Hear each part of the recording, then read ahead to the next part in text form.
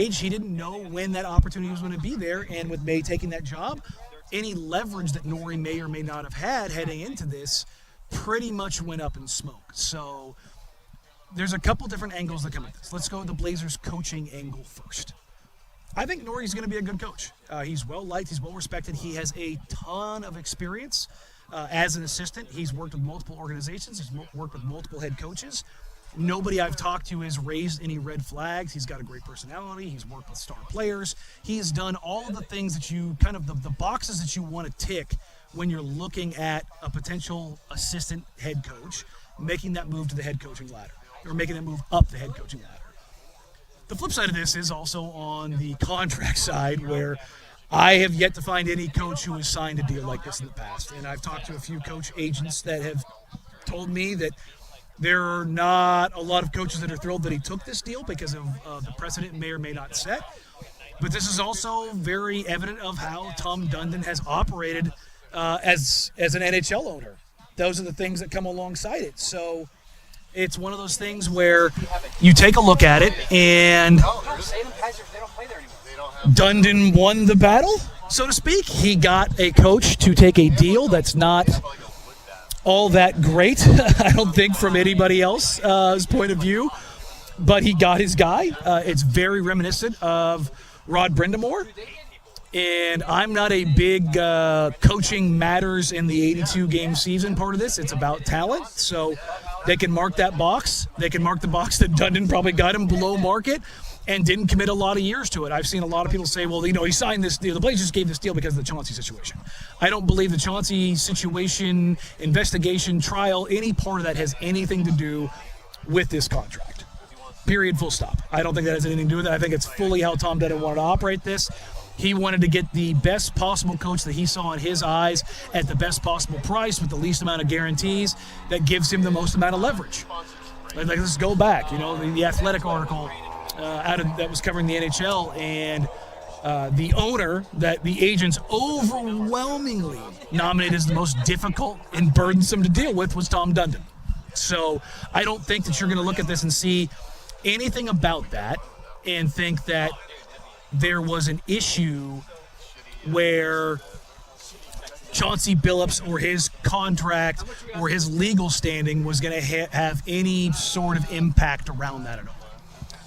Now, what does this mean for the Blazers going forward? Well, they've got their head coach. The Giannis Antetokounmpo trade has been not consummated but agreed to, and that's important because the new league year will begin on July 6th. And the fallout from the Giannis deal being dealt to Miami, while Chris Haynes has reported that Tyler Herro is thrilled to go back to Miami and thrilled to go to Milwaukee and be back home. There are a couple teams that are in pursuit of a player like Tyler Herro, most specifically the Detroit Pistons. And they are also looking, if they can't get Herro, if they could possibly sign Norman Powell away from the Miami Heat as a free agent. The deal that didn't happen, Giannis Antetokounmpo going to the Boston Celtics. Has that bridge been burned for Jaylen Brown? Because this is not the first time that he has been put in talks. And do not... Well, looks like we just had some technical difficulties there. We lost Danny. We'll make sure to get him connected back here in a few seconds. But in the meantime, make sure to listen in as we give you a best of from the firm of Harris and Marang. We are live from the shadows of the historic Fremont Bridge. 503-864-6326 is the fan text line. She'll let you interact with us throughout the entire day. We're also over on the YouTubes, youtube.com. 1051 The Fan is the channel. Like, subscribe, join us, jump in the chat, and hang out with us. We have a little bit of breaking news here to share with you all, which flows right into our conversation here, Danny, as Tom Dundon, the sale to his group is official as of yesterday, thus making our new overlords present.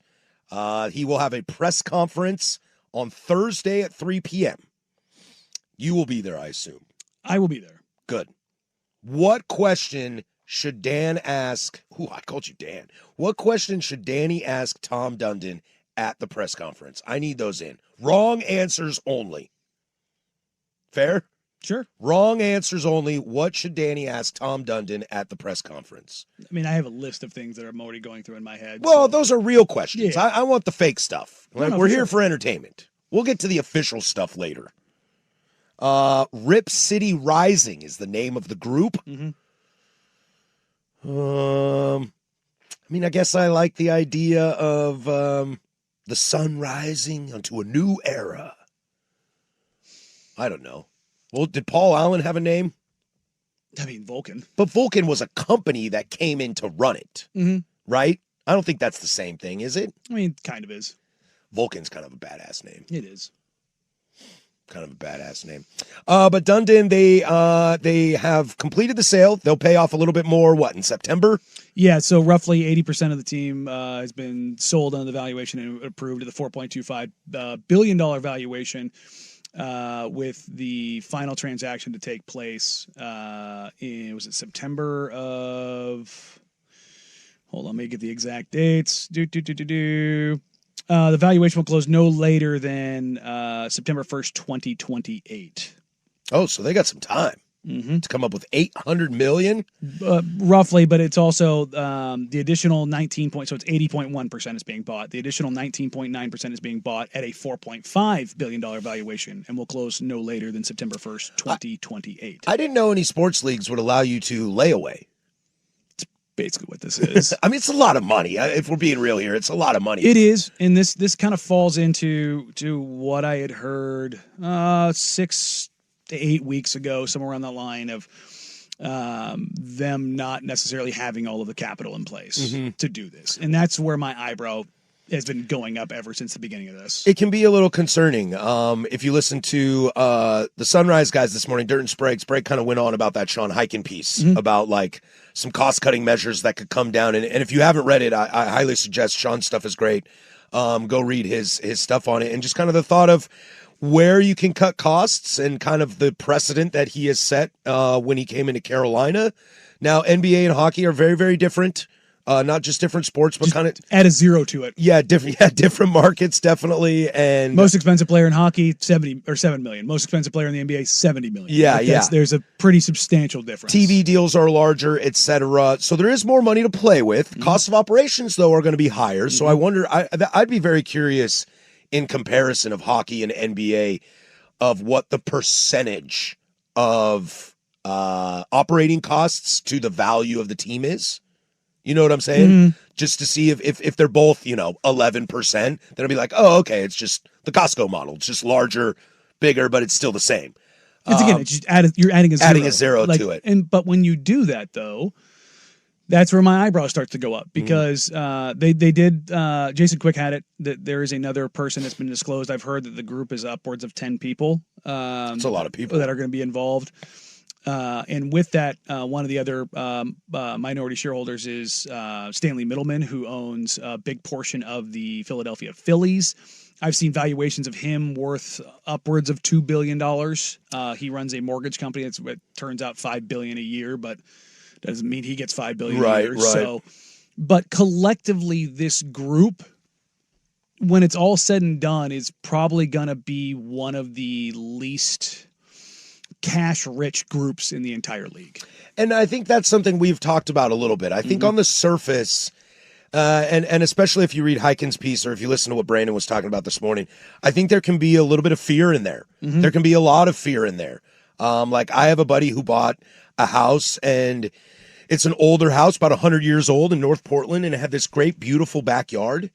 And the first thing he did was ripped out all the grass and put in gravel and concrete because he didn't want to mow the lawn. And it looks nice. Like what he did looks nice, but it was very much a cost-cutting measure.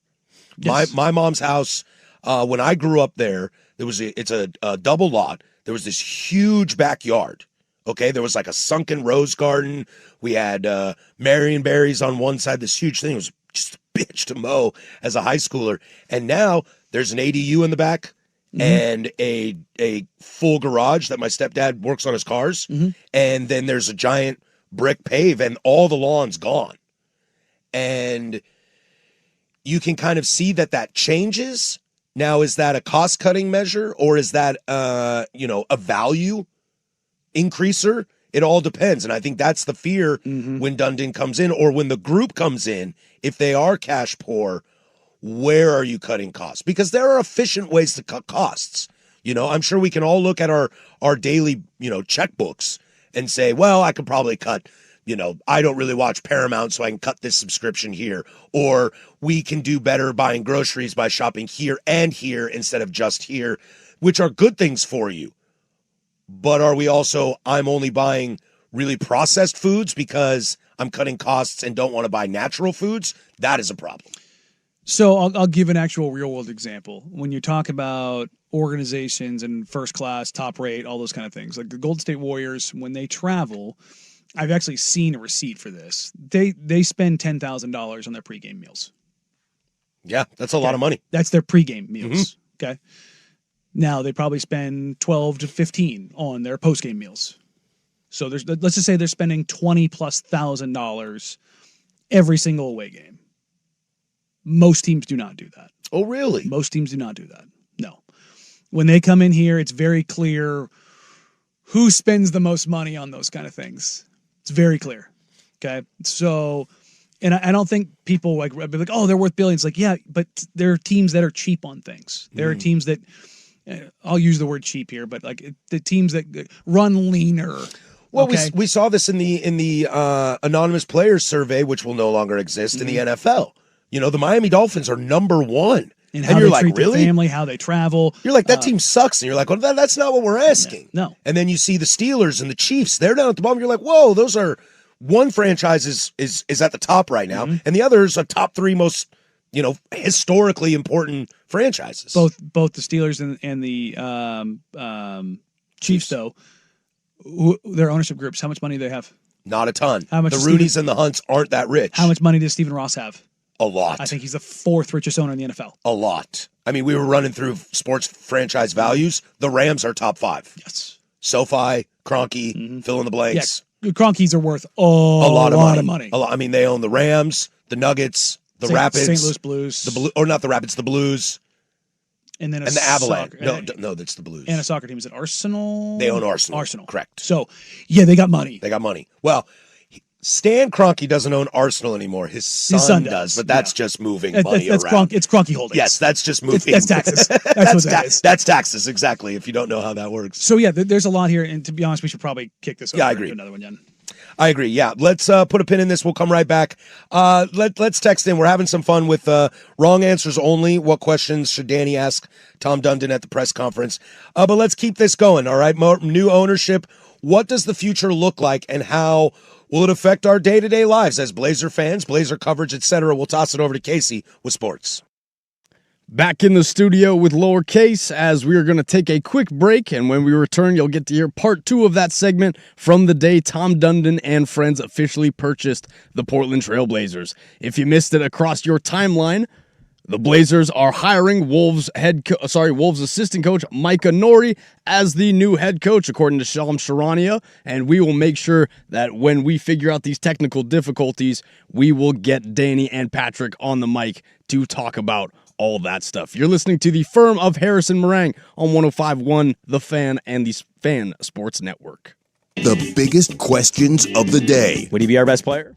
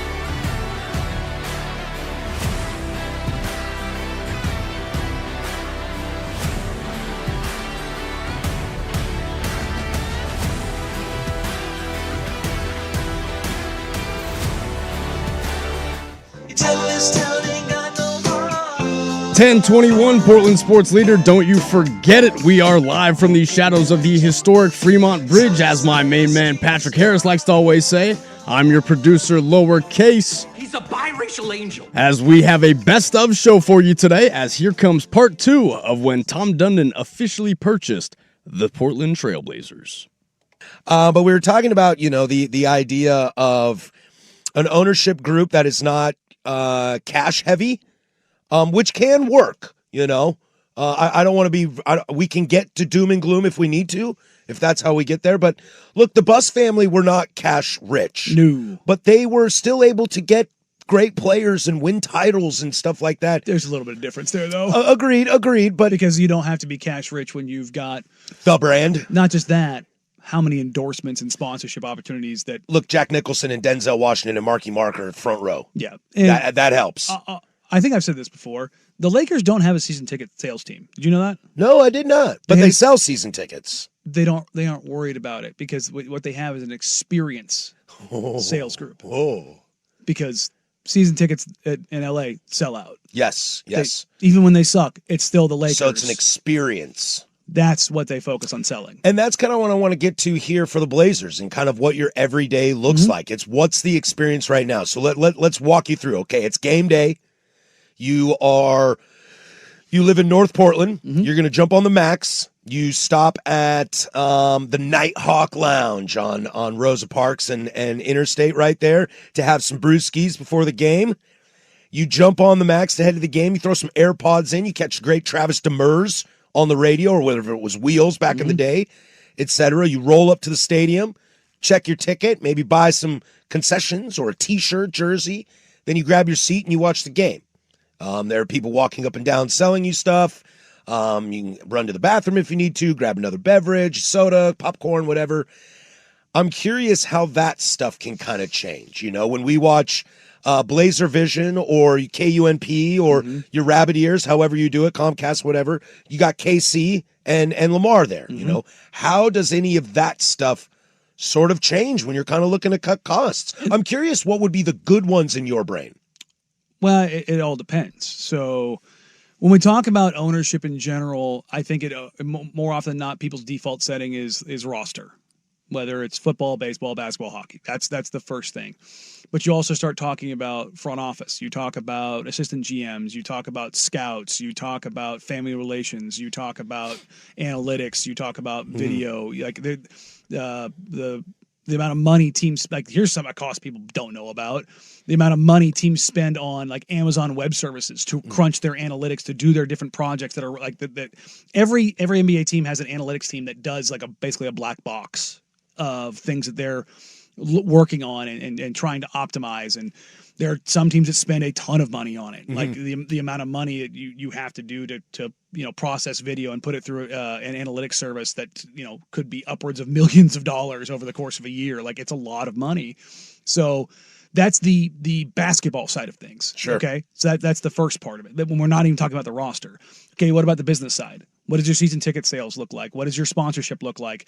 The basketball business side of things, what does your outreach look like? What does your community service look like? What does your heritage months look like? There's all of these things that go into this kind of thing, and like how much money you're willing Who to your put. halftime show is. Yes, like who you bring Do you have in. light shows at the beginning of games? Like, what does the game day experience look like? Right. You have the new video boards, and you have money that's going into Moda, very likely, I should say. As far as the renovations, okay, what does that look like, and how much?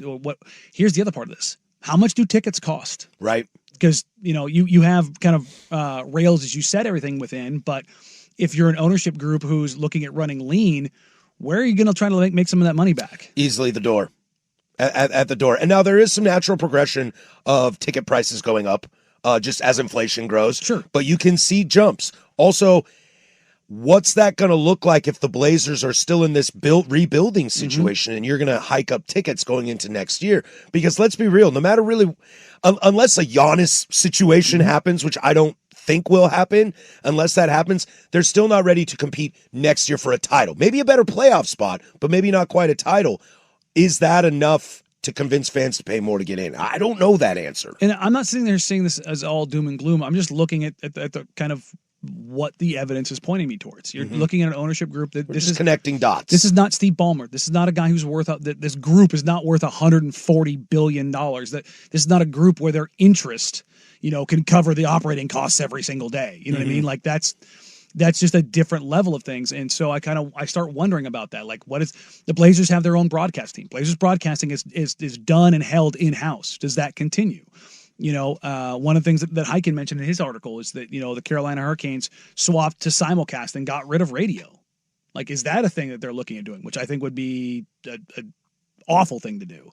I don't think basketball is the kind of game that translates where you can just take a TV broadcast and throw it on the radio. I don't think that makes any sense at all. So you start Not in basketball. No, you start kind of going down all these different things. We have not touched the roster yet. And so what's the big question every time a new owner comes in? Have we seen a new owner come in and not make a splash, not try to do something? No, some of them do well, some of them don't. I'm looking at you, Matt Ishbia. That was not a good situation there. Okay, Alex Rodriguez and Laurie in Minnesota, they trade for Rudy Gobert. Like that's. And at the time, we were kind of like, whoa, you gave up what for Rudy Gobert? And now you're paying him what? But that's a massive deal. deal. Like, just kind of go down the list. Now, the Celtics haven't done that yet, but I would argue that they were probably, number one, they were handcuffed because they had already won a title and they'd already paid everybody. I also think. And then the Tatum injury. And I also think Brad Stevens is a little turnkey. He is, but also like where their finances are at with this new ownership group coming in. Let's see what they look like. In a way, they did make a splash. They jettisoned guys. No Porzingis, no Horford, no Drew Holiday. Mm-hmm. And those were all key. I mean, Porzingis a little bit here and there, but Horford and Drew were key factors in winning that title. But again, money. And money. Like that's we know what Drew makes here. Laser fans love to argue that he's too expensive and you got to get rid of him. Which I don't follow that. But he is expensive. So Hall of Famers are expensive. Does a new ownership group come in and try to make a splash to justify maybe cutting some costs elsewhere, and then you know what you can do when you go make a splash? You can say, we're really invested in this team. We're really invested in the roster, so we're going to cut here and cut there because we're really paying here. And also, this guy that we traded for is really expensive. So guess what we have to do? We have to raise ticket prices. So I just start not worrying. I start wondering about which way things are going to go. And this is why I always said when Jody and the Allen estate were running the team, people wanted to pin and blame everything on them. They're not doing this. They're not interested. You can't be not interested and have a top 10 payroll, spend a ton more money, lose money on a G League team, pay for real estate, pay for expanded scouting, pay for analytics, pay for all of the things that they have done, and be not interested.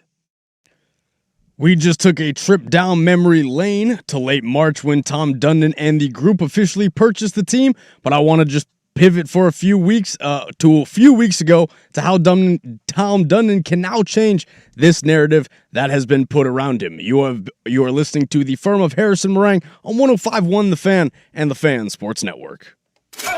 Now, from the George McCoy at Warren Allen Sports Desk, a Sports Center update on the Fan Sports Network, 105.1 FM and 1080 AM. First on The Fan, some breaking NBA news according to Shams Charania, as the Portland Trail Blazers are hiring Minnesota Timberwolves lead assistant Micah Nori as the franchise's next head coach. Nori has been widely regarded as one of the league's top assistants since 2009, as he will now take over the coaching job in Portland on a multi-year deal, and we'll give you the details of the deal as we get them.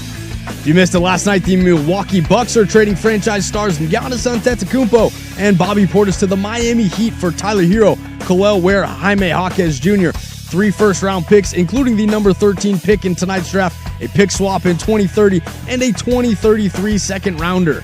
The trade does not include any additional teams, but both the Heat and the Bucks have left the framework for more potential roster moves. Some more NBA news for you if you missed it last night, as the Brooklyn Nets are acquiring 3-time All-Star forward Julius Randle from the Minnesota Timberwolves in a 3-team deal that will also send center Nick Claxton to Chicago, making Randle's $33.3 million salary now on the Nets' books. And finally, we have 4 World Cup group stages for you today, as Portugal and Uzbekistan are currently live. At 1 p.m., England and Ghana will face off. At 4 p.m., Panama and Croatia will go head-to-head. And wrapping up our slate of games tonight will be Colombia taking on DR Congo at 7 p.m. And for more sports scores and stories in 30 minutes, I'm Lowercase from the George McCoy at Warren Allen Sports Desk.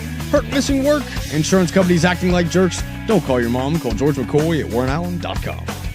The home of prime time with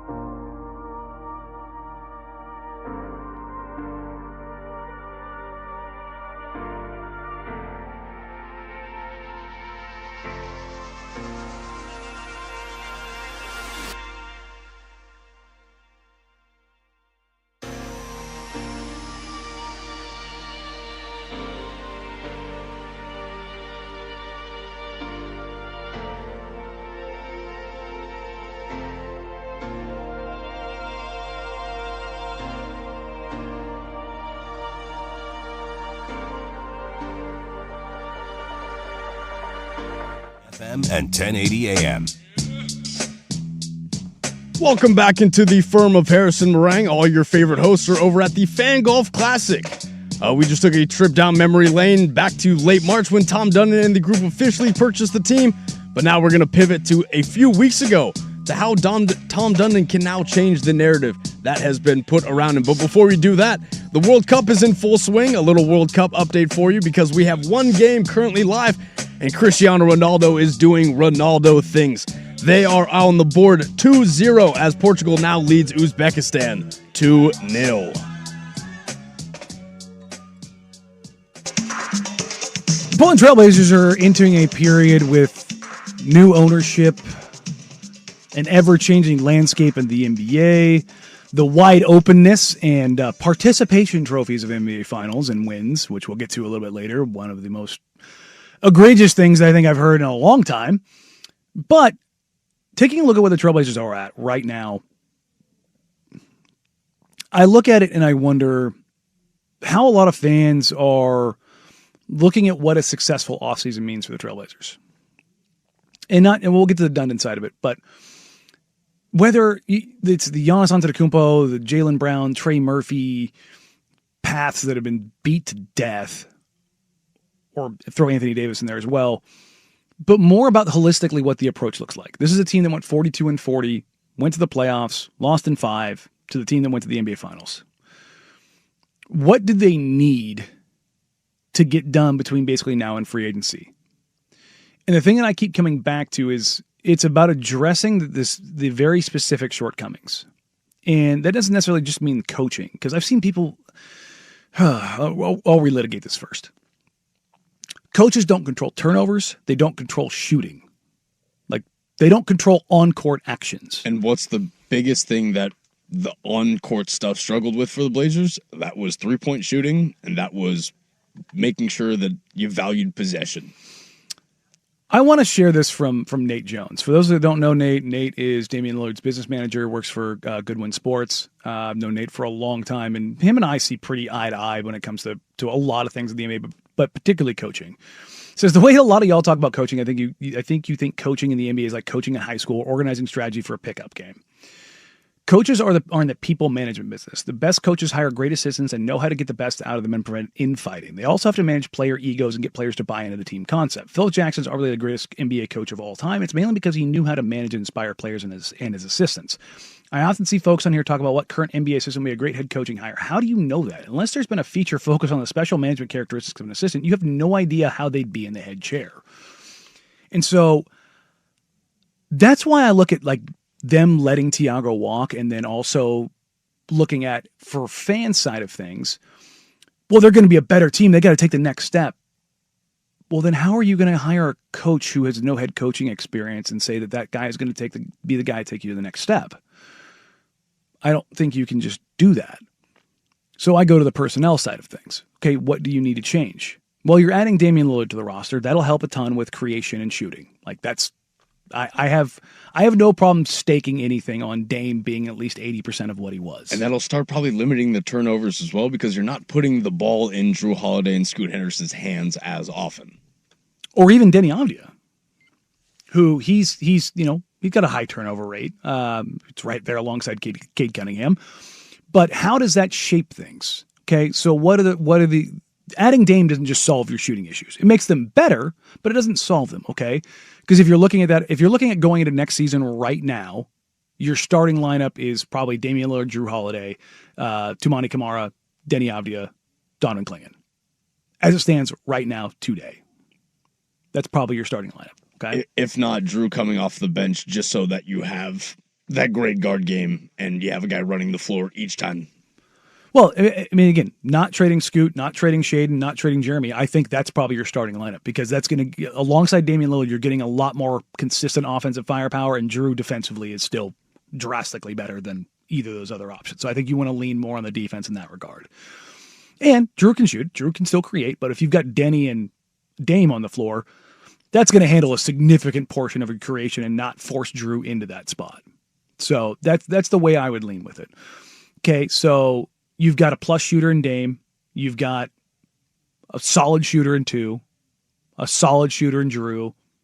Denny off the dribble, not as great yet, better than he was, but okay on catch and shoot. And Donovan is showing at least a proclivity to do that. But they also got killed on the defensive glass. One of the best offensive rebounding teams in the league, defensive rebounding, not there. So what do you kind of look at when you see that? Okay, so you need some shooting, you need some creation, you need some defensive rebounding, you need some ball control. And I start looking at, I saw a lot of people go some version of, I want to see them go get, insert guard here. And I'm just like, even if they trade away Scoot or Shaden, or both, I don't think you're sitting there looking at, I need more guard play. I think me and you have been pretty lock and step on this, is just because the usage of a 4 is a lot more scarce than the usage of a really good guard. Mm-hmm. A really good guard, yes, that'll do you a lot. I mean, Jalen Brunson in Game 5 was absolutely phenomenal. But who carried the series? But again, we also, in Portland, we've also went through let's go through a bunch of guards and see what we can do here. Also, what's more readily available? Guards. Mm-hmm. It's about scarcity, right? So what does success look like for the Trailblazers? I look at this, number one, I do not believe for a second, and I've said this both on air and off air, that the Blazers are just going to go, all right, well, Dame's here, and he's, it's like adding a free agent. It's like adding a new player, so that's good enough. I firmly believe the Blazers are going to make a pretty sizable move. And that's just not based on, like, feelings. That's just what guys around the organ and in the organization have told me. I've heard of different frameworks for things that they're trying to go out and do. And with a new owner, I don't think he's just going to stand pat. For all the people who think I'm anti-Dundon, I think the new owner syndrome stuff I don't like. And that's not just him. That's just new owners in general. That's all new owners in because general. They always want to do something. And they all think that they're all smarter than the last guy. And they usually learn that they aren't. No, it doesn't mean he can't be better. No, but it just means that situations, again, the hand that you're dealt is sometimes the hand that you're dealt. Mm-hmm. But I do believe he does want to win and does prioritize winning. Full stop. Agreed. And I have not once, nor will I question whether or not he's going to spend on the roster. Number one, the league mandates it. Number two, I think he wants to win and understands that you do have to spend a certain amount of money to win. Again, we've been tough, but we're very much glass half empty. It's just the way that we want to look at this. There's nothing wrong with that, but again, not everything is going to be sunshine and roses over here. We like to point out when stuff's going crazy, the eyebrows are going to go up. Exactly. Now, with that, which way does this go for the Trailblazers? What do they need to do? And I don't want to necessarily just name players or go down that path, but holistically, what does it look like for them to shape this roster to take the next step? And then on top of that, how can Tom Dundon with Joe Cronin and his front office staff do the basketball things that restore the confidence that was maybe a little bit shaken by the optics of how things have gone over the last couple months? Well, that was a throwback of just a few weeks ago. Danny doing a great job of telling Tom Dundon how he can possibly change these optics. And well, with the Mike Nori hire, I think the optics might be changing in the right direction. We are going to take a short break, but when we come back, some more of the best of the Firm of Harrison Marang. You're listening to the Firm of Harrison Marang on 105.1 and the Fan Sports Network. Prime Time with Isaac and Suk. I love what the Rams do because they're the ones.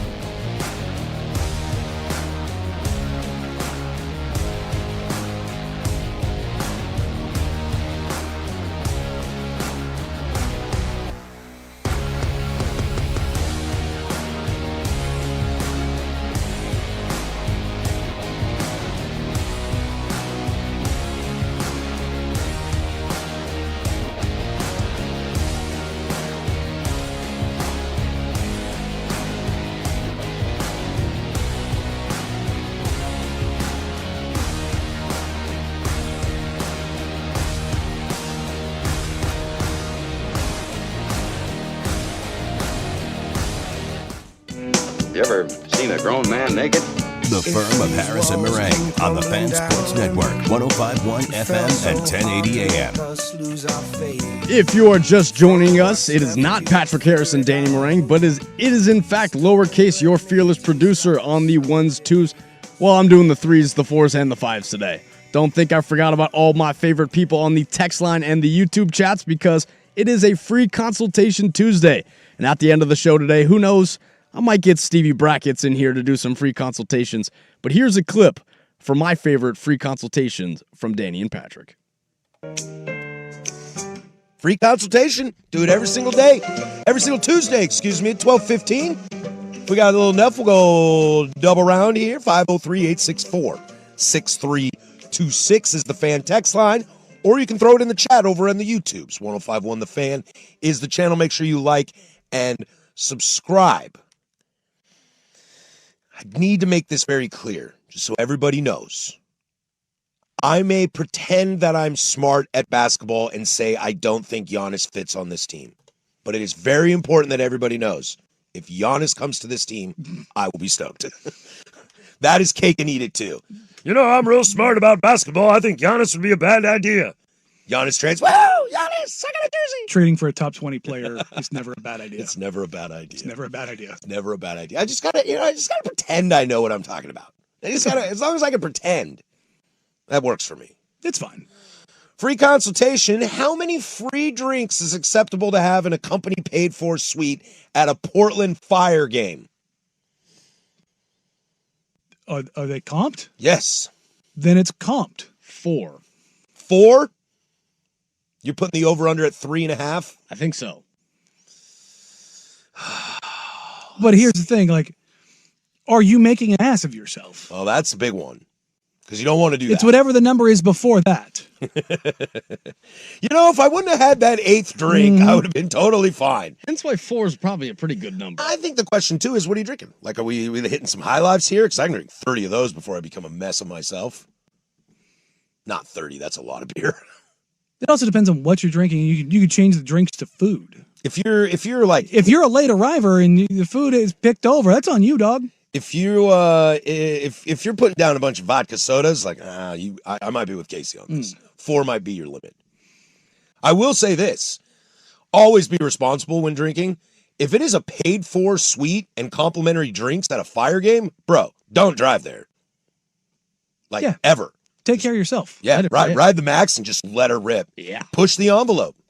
You know, maybe you got to go to the bathroom. Maybe you really got poop real bad. You can go to the bathroom and throw up and take a nap real quick. I'm not a drinker, so I don't really subscribe. My whole thing here is the free food one. Like, if you got the good spread out, again, like I've seen this, pull behind the curtain. Like when I worked at NBC, like we had to do like the little meet and greets with sponsors and stuff like that in the suites and schmooze for whatever you would. I went in with an empty stomach because I knew food was going to be pretty good. They were the official TV partner of the Trailblazers. They had the big center court suite that's massive, wide open. It's taken care of. I was going to eat. I didn't want to hear it from anybody in sales. We're still going back to this Papa Murphy thing. I'm just saying. Can't let it go. No, it's not just that. We've had like 3 Papa Murphy pizzas since then. I'm just saying, like, nobody ever wanted to hear anything of like, hey, if the ask is you want us to come out there and spend time out there and do that, don't sit here and get mad at me because you got there at halftime and the food's been picked over. Wasn't pizza day on Friday? It did, but no complaints about me. No complaints from me. Did we have pizza on Friday? Yeah, you weren't Is that here. what that was? Yeah. Oh, the Friday I was gone? Yeah. No, you were here. Oh no, you were here. Never Yeah, mind. yeah. I thought Casey and I snuck back there before you got in. No. Very true. I got some. That was good. I think this might be the only. Hence 0 complaints from me. This might be the only place that I've ever had like freshly made hot pizza before. They bring 10 in a.m. a pizza oven before 10 It's a.m. dope. Like we all eat pizza for breakfast. Yeah. But like nobody is making a pizza for No, breakfast. it's leftovers. Yes, it's leftovers. Yeah. This is freshly made hot pizza And it's at delicious. 9:15. It's not bad. Sign me up. It's really, really not bad. Free consultation. I have a completely overgrown yard. My wife wants us to work as a family to clean it up and then replant. I suggested we pay to have a landscaping come and clear it out. What would you do in my situation? Depends on the size. Well, my friend, I have done this. Mm-hmm. It's It's always a lot more work than you think it is. It is a lot more work than you think it is. I pay the company. I'm actually about to pay for some yard services, and in return, I've told my wife I will drink less. That's that you paying it forward? That's just guaranteeing I have somewhere to live. That's smart. That's smart. self-preservation. Good job. So no more afternoon beers for Patrick. I know, but he has a clean lawn that he doesn't have to do. That's the thing. Is like I know a guy who owns one of those companies that not only does landscaping but does like the big time. Like, oh, your blackberries have taken over half your yard. Yep. So my parents have a little piece of property and they've got the tracker and stuff like that. So they've done that before. Like if you've got a big enough piece of property where you can get the John Deere out there and just go and just plow over everything, that still takes a while to do.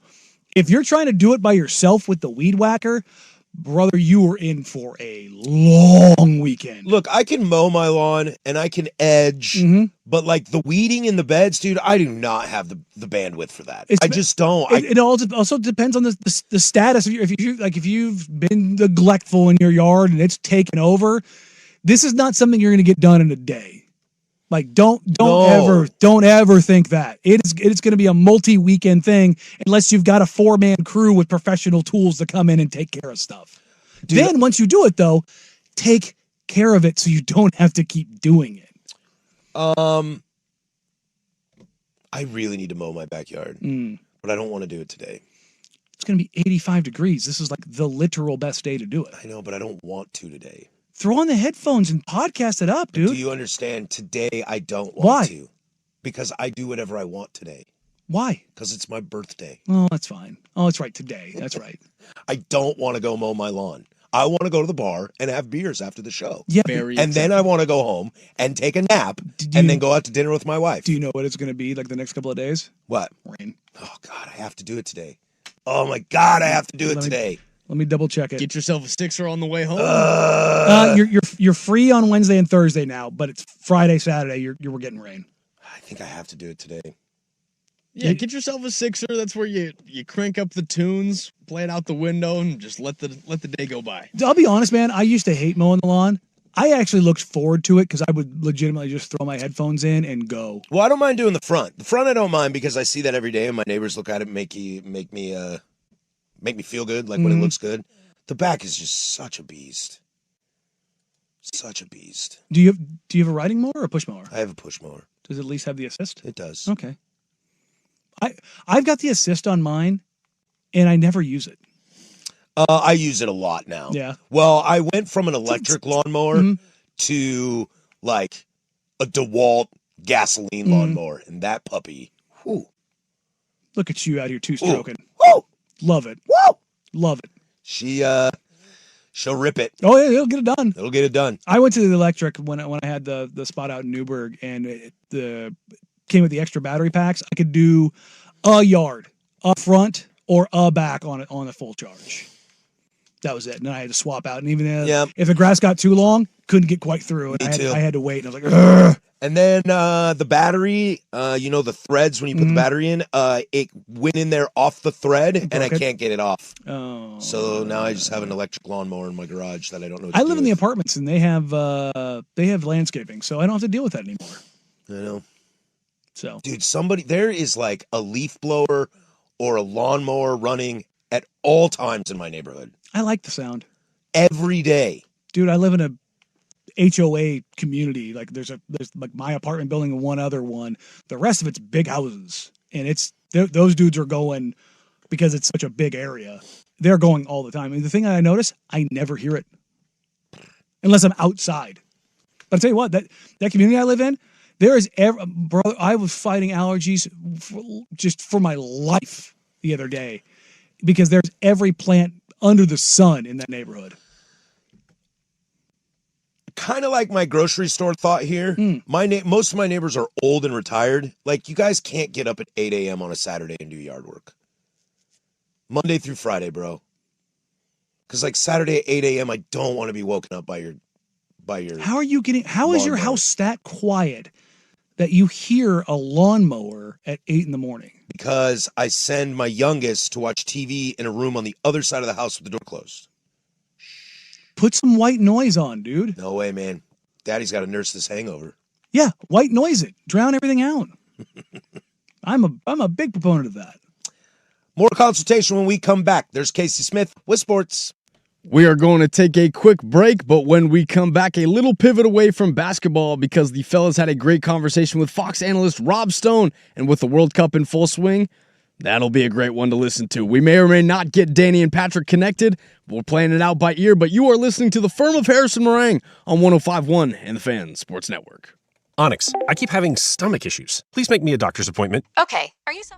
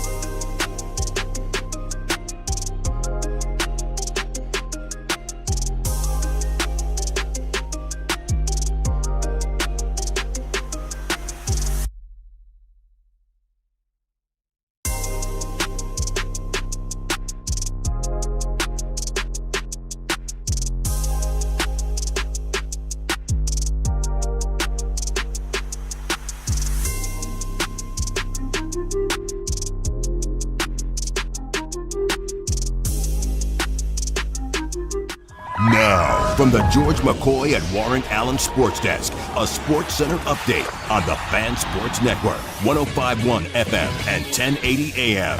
This sports update is brought to you by Stone Creek Golf Club, Oregon's best public course under $100. StoneCreekGolfClub.net. First on the Fan, some breaking NBA news according to Shams Charania, as the Portland Trailblazers are hiring Minnesota Timberwolves lead assistant Micah Nori as the franchise's next head coach.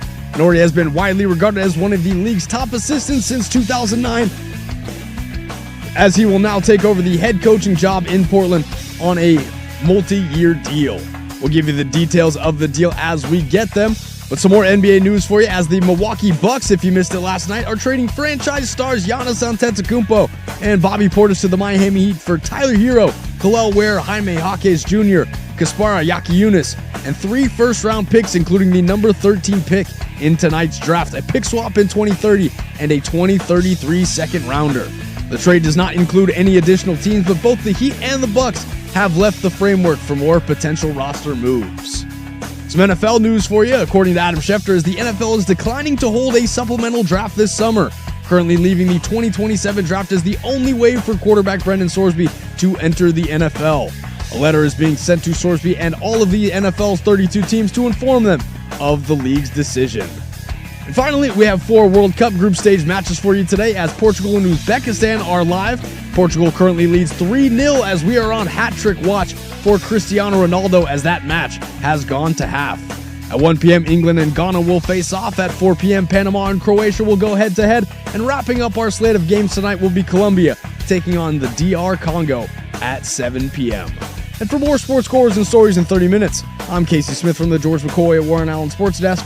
Hurt, missing work, insurance companies acting like jerks. Don't call your mom. Call George McCoy at warrenallen.com. Sports Saturday with Joe Fisher and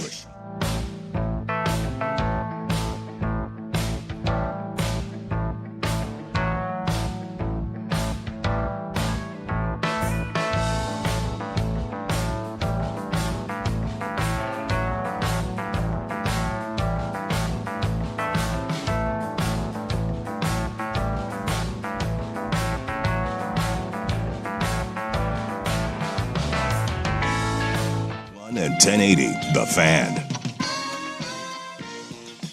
If you are just joining us right now, I am not Patrick Harris, nor am I Danny Marang. I'm the one they call lowercase. Casey Smith is the name, and I'll be running things today. And because I've got my hands on the wheel, this is a segment I like to call Football is King. All right, we last chatted with him back in Baltimore for Army Navy. That was a little more college football heavy. But Rob Stone from Fox Soccer, who's been all over the place for the World Cup, and you college football fans know him from the Big Nooner during college football. We bring in Rob Stone. I tell my wife, when I grow up, I want to be Rob Stone. You're my new hero, buddy. How are you? Why in the world would I be your new hero? Why I need an explanation for that. Because we are silly men who just want to watch soccer, Perfect. football, whatever it is, and laugh and dance. I've been watching you on the coverage. Yeah. I just want to start here, Rob. Be a kid for a moment. Don't be a broadcaster. Be a kid. Yeah. What are you loving about this World Cup so far? I'm loving probably the big three would be the stars, have really shined outside of Ronaldo. They've given us these great moments. I love how clear it is in the importance level to these people, whether it's fans or the players, particularly to the minnows, the Curaçaos and the Cape Verdes, the script writers for the World Cup, they work overtime. They earn their paycheck because they come up with great stuff, and it just grabs you and it pulls you in. And, I love seeing people become fans of the sport because of this tournament. And then probably the last thing is I've enjoyed the hell out of social media and all these foreigners who've never traveled to the United States and taking in the things that we take for granted. And, it just makes me smile. Chips and salsa just keep showing up. I'm like, yeah, give it to me. Free refills. What's a big gulp? Ranch dressing.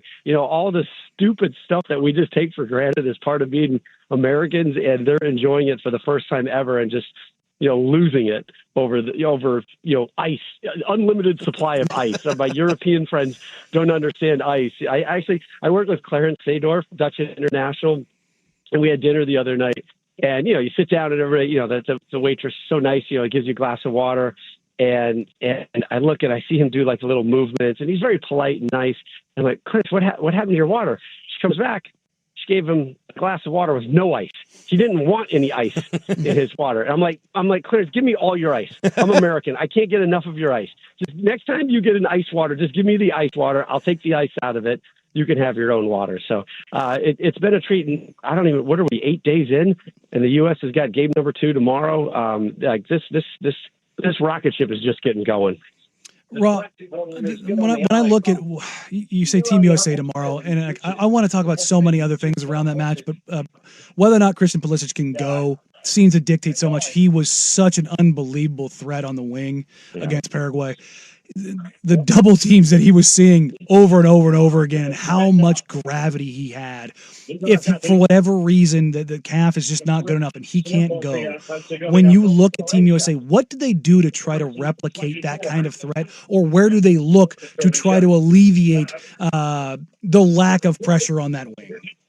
Yeah, it's not a like for like, right? There's only one Christian Pulisic. I brought that up. I'm doing a podcast this World Cup with former U.S. coaches Greg Berhalter and Bob Bradley and Bruce Arena, and Bruce jumped on me. You know, it was like, there's no like for like, Rob. I'm like, I didn't say there was, but like he wanted to make it clear that, you know, there's only one Christian Pulisic on this team. And to your point, it was his 1v1 attacking mentality and approach to success rate that really helped the United States in that opener versus Paraguay.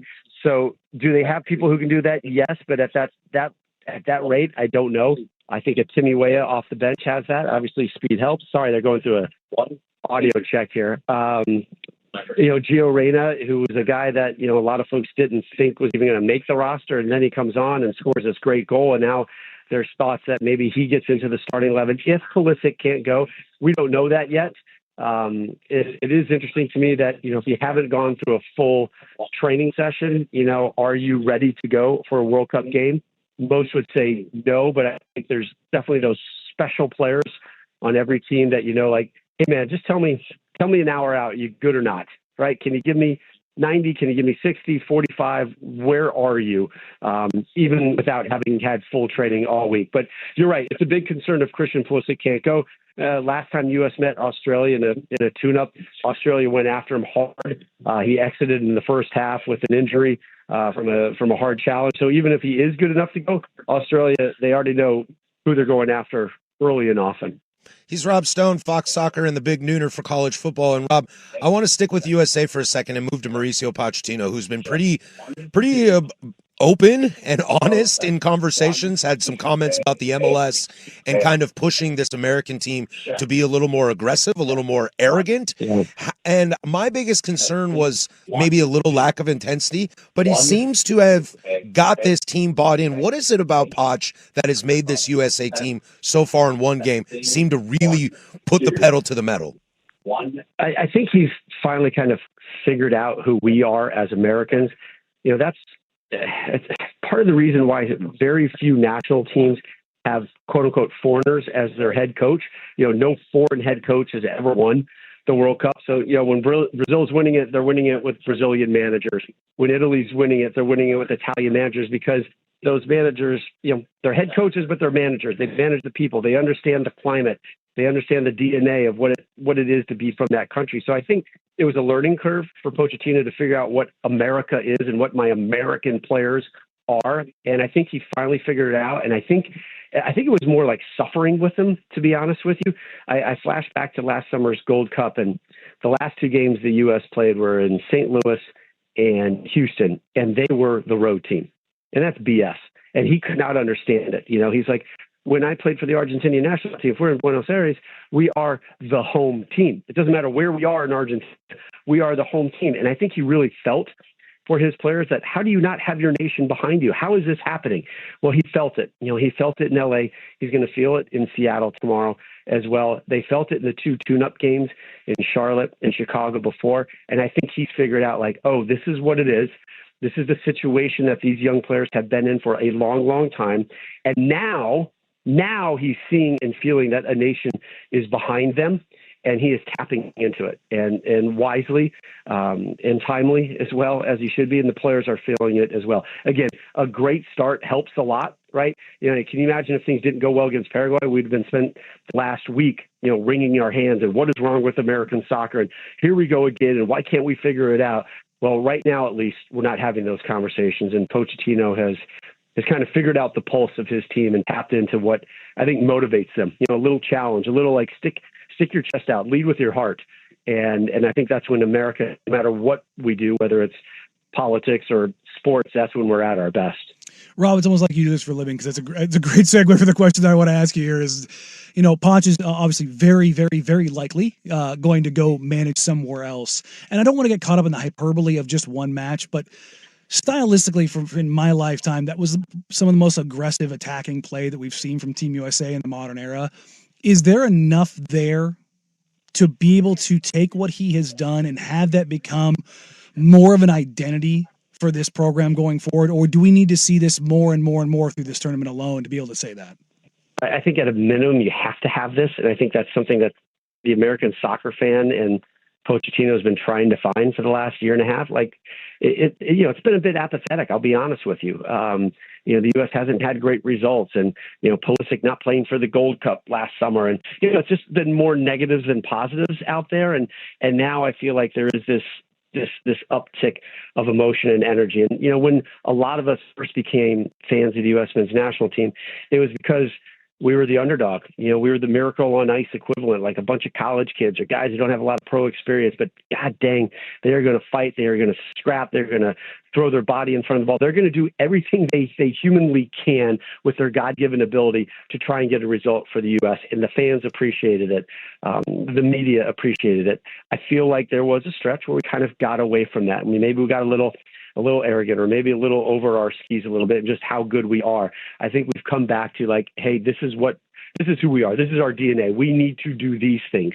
Blue collar, hard, fight, aggressive, energetic. That is a baseline, right? That is a baseline mandatory elements that we have to have as a team. And now we can start building on it with, let's do some more 1v1 attacks, right? Let's be faster down the wings. Let's be smarter with how we play it out of the back. So again, we're still growing as a soccer country, and I think this summer has the opportunity to take huge steps. But to your point, this is it's not going to be enough, but it's going to be enough to get us at least to the round of 32 and get us into conversations that we can have with bigger countries and give us the opportunity to pull something on a counterattack, or to actually show a Belgium or a Germany, hey guys, we can play with you, right? But at some point, and I keep writing this down in my notes every day for the U.S. I'm like, we have to be the big boy. At some point, we have to be the big boy. No offense, Paraguay, Australia, Turkey, you're not big boys.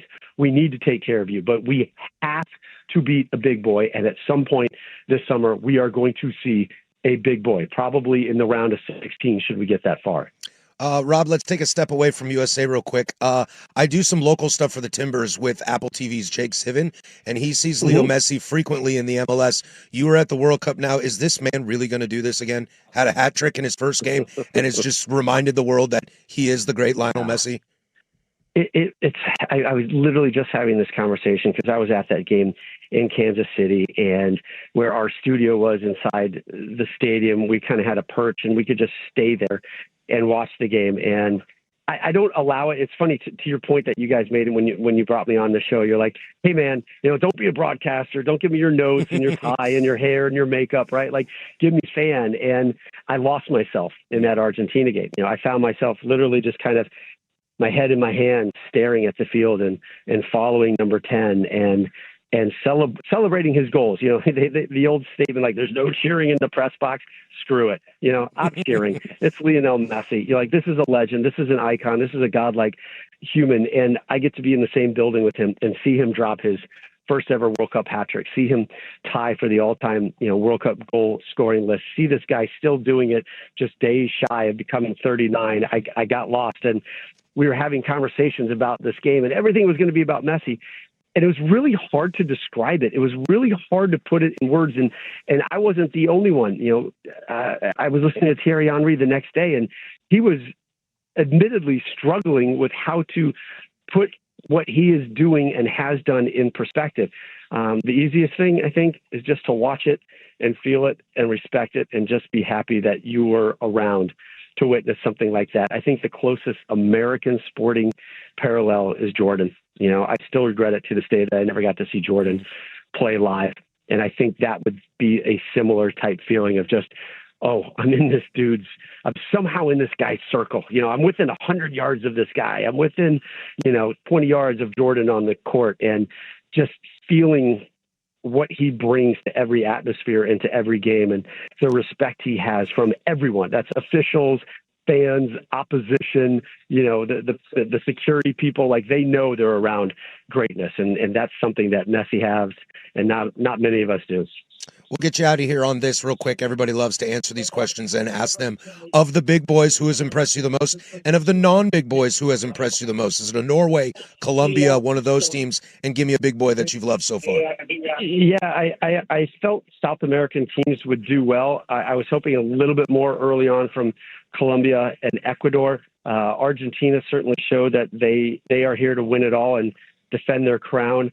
The little guys, what Cape Verde was able to do in Spain, like that tiny nation will never forget that. I'm so happy for them.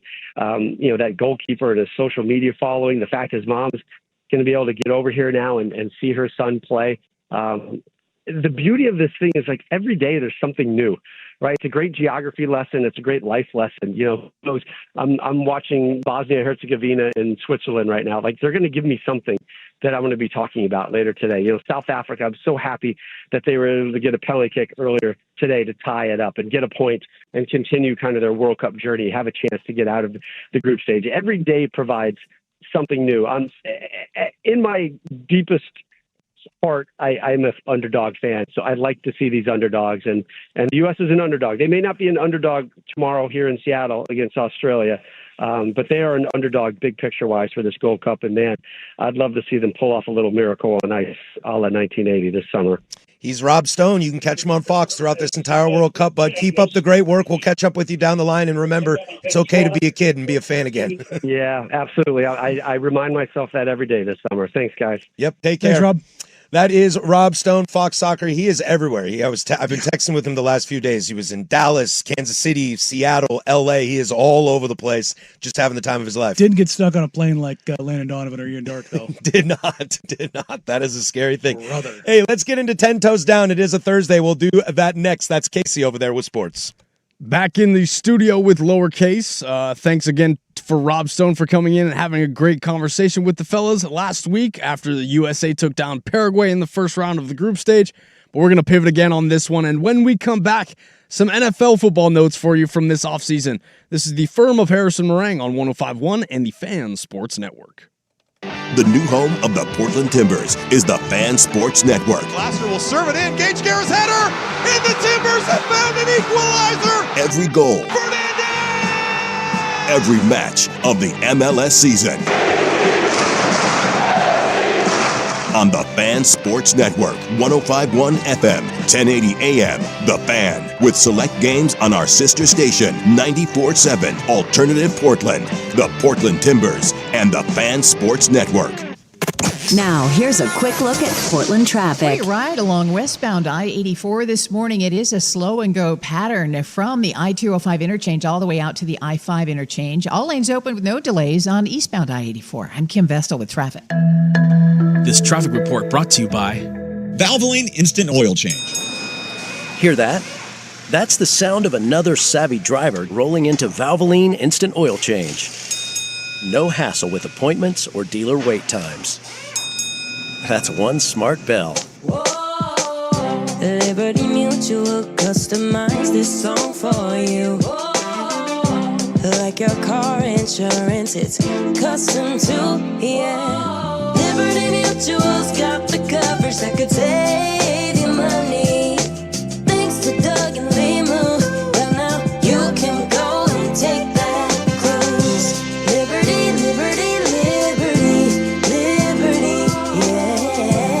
So, how's your research going? Surprising! After I figured out the top-rated TVs in our price range, I went shopping for deals. And who's the best? It wasn't the internet, and it wasn't the warehouse club. But? It was video only. They had better deals on the Samsung, LG, and the Sony TVs that got the highest scores. Better than online and at the club? I know! Video only beat them all. And now we can afford an even better model for the same price. My research really paid off. If we buy it video only. Exactly. Otherwise, we'll be sorry. At Video Only, you won't find huge stores with refrigerators or microwaves, but you will find the best deals on top-rated TVs, soundbars, and monitors. Shop around. Just make sure you visit Video Only, because if you don't, you'll be sorry. In Jansen Beach, Clackamas, Beaverton, Salem, and Eugene. Video Only. When you're hiring, have you ever felt like you're missing out on meeting truly great candidates for your roles? It seems impossible to find them, but they have to be out there somewhere, right?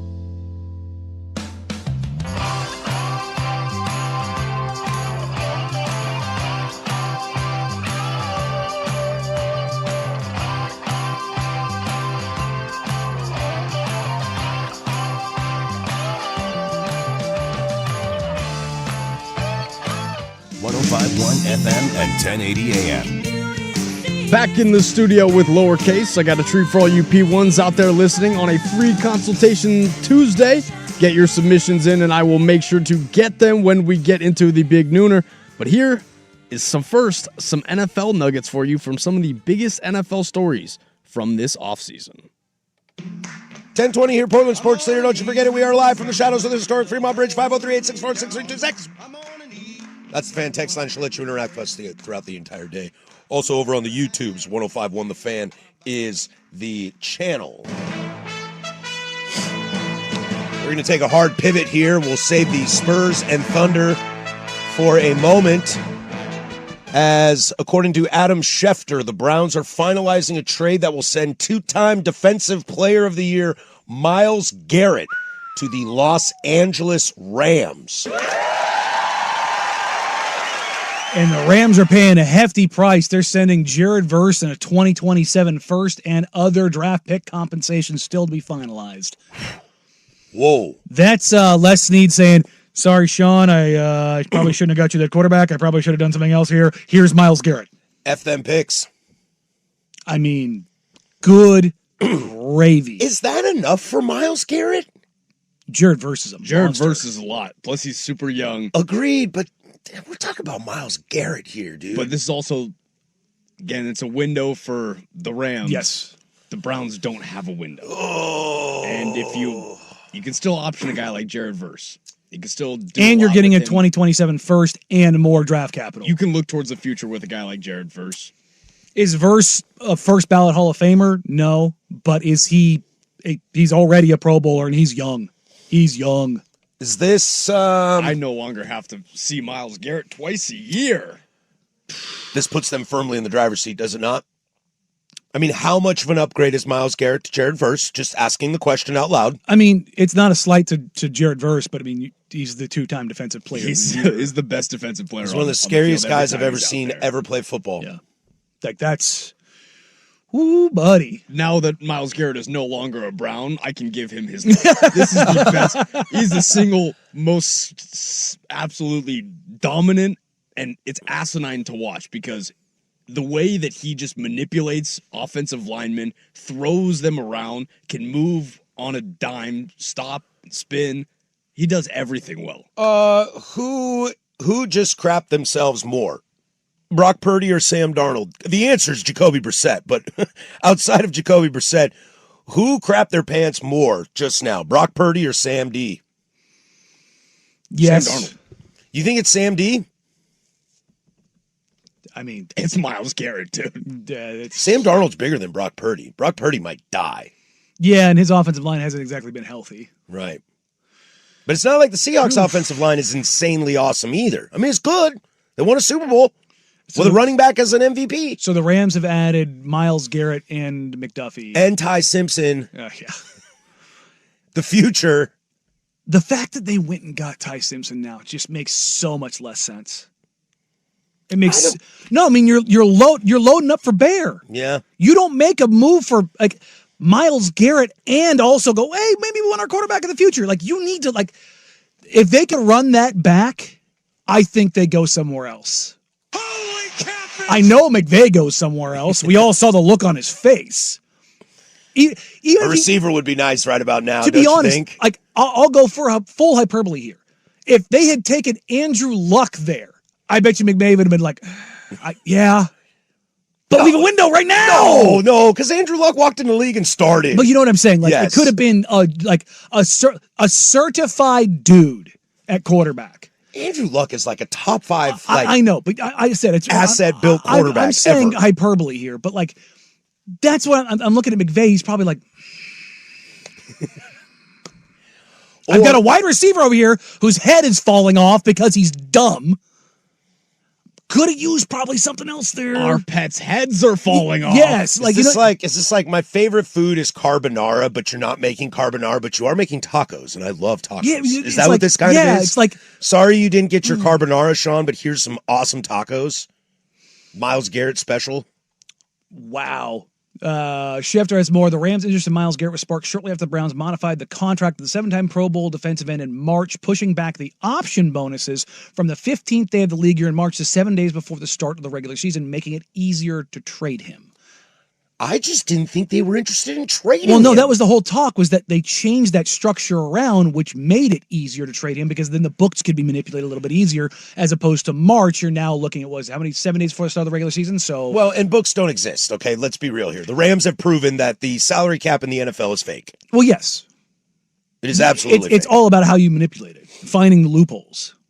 LA, the place to find loopholes, both the Rams and UCLA. I don't understand the move for Cleveland here, though.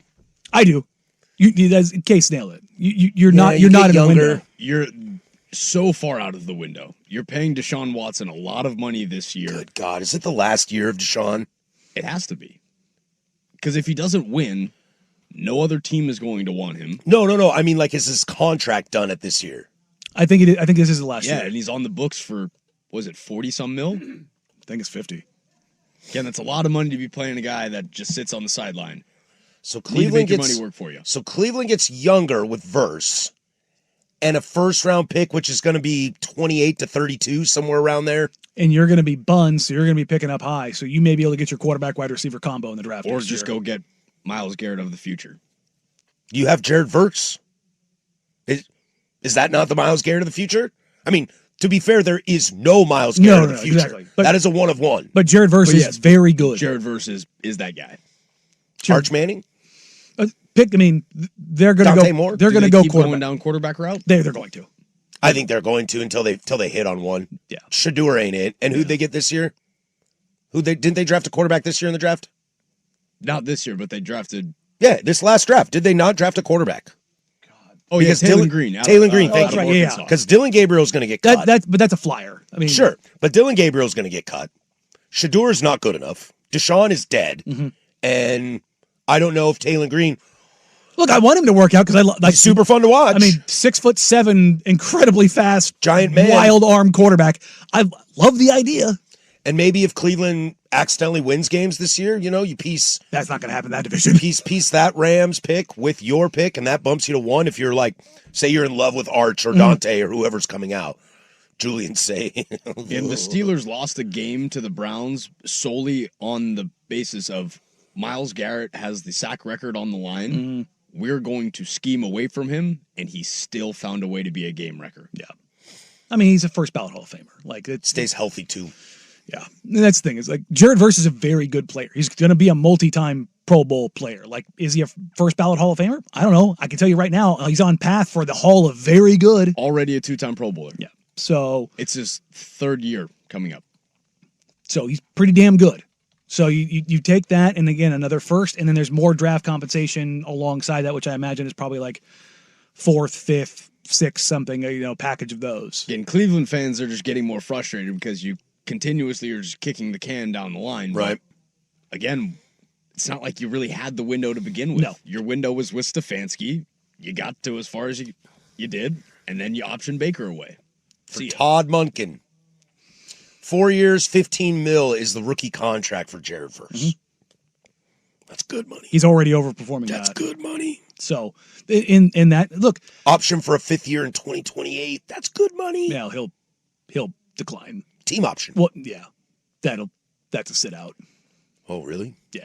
Year 5 is that's when guys get new deals. Especially if he's a 4-time Pro Bowler at that point in time. But I mean, Cleveland would pay him, don't you think? Yes. And the market is probably going to reset on D linemen, or especially edge rushers, because around his class you have Abdul Carter, Will Anderson just reset the market. Daniil Hunter just got paid a bunch of money. Right. Will Yeah, Anderson. Alex Highsmith, Did you say Will Anderson Jr.? Yeah. Yeah. Will Anderson, he just got paid. Alex Highsmith, he's coming up on a contract year. TJ Watt's probably going to get paid more. We just saw what Trey Hendrickson's getting paid in Baltimore as well. Exactly. TJ's making a lot of money in Pittsburgh. The market's probably going to reset in Verse's favor. Does this push them over? I still kind of like Seattle. Well, yeah, I mean, in that division. And not because they're the champs and you got to knock off the champs, not that rhetoric, but I mean, I subscribe to that, but also I still like Seattle as a whole. But again, this is where if I'm Les Snead, I probably would have rather have them gone and got another weapon. Like if you're loading up for like this, I agree, because this is it with Stafford. And Myles Garrett, while very, very good, is an upgrade over Jared Verse. Yes. But I don't know if that's what's pushing you over. Oh, this is by far the best team on paper. You've found a chance for them to maximize turnovers, which is something that they did really good at. They had a linebacker in Nate Landman who led the NFL in forced fumbles. Mm-hmm. So now you have another guy. You've got McDuffie on the back end. You have McDuffie on the back end, tightening up those windows for passing. And you have a guy in Garrett who's going to get double teamed every single play. And guess who that frees up? That frees up a lot of talent on the other side. Mm-hmm. R.I.P. the NFC West. R.I.P. Jacoby Brissett. I'm not going to lie. Myles Garrett in a Rams jersey. It's going to look fresh. Kind of pops. Well, I kind of liked him in the brown with the orange helmet. I thought that looked good, too. Yeah. Especially when he's swinging that helmet swinging it around. Rudolph, yeah. How did they really go from Aaron Donald to Myles Garrett? I was just going to say, it's like you have... With Jared Verse in between. Yeah. I mean, Aaron Donald is probably the most disruptive interior defensive lineman in the history of the game to one of the top 5 pass rushers in the history of the game. Myles Garrett, pretty damn good. Myles Garrett traded to the Los Angeles Rams for a 2027 first-round pick, Jared Verse, and other compensation to be named later. The bombshell in the NFL. Let's get to what we were going to get to, okay? In the NBA, the San Antonio Spurs booked their ticket to the finals. They'll take on the Knicks. How they got there? There's Casey with sports. Welcome back into the firm of Harrison Marang. If you're just joining us, no Patrick Harris or Danny Marang because they are out roasting in the sun, hopefully staying hydrated at the Fan Golf Classic. If you're out there listening at this very moment, make sure to give Patrick Harris your next tee shot, or any shot for that matter. We're going to get right back into the best of action as we have some more great NFL stories for you. You're listening to the firm of Harrison Marang on 105.1, The Fan and the Fan Sports Network. Now, from the George McCoy at Warren Allen Sports Desk, a Sports Center update on the Fan Sports Network, 105.1 FM and 1080 AM.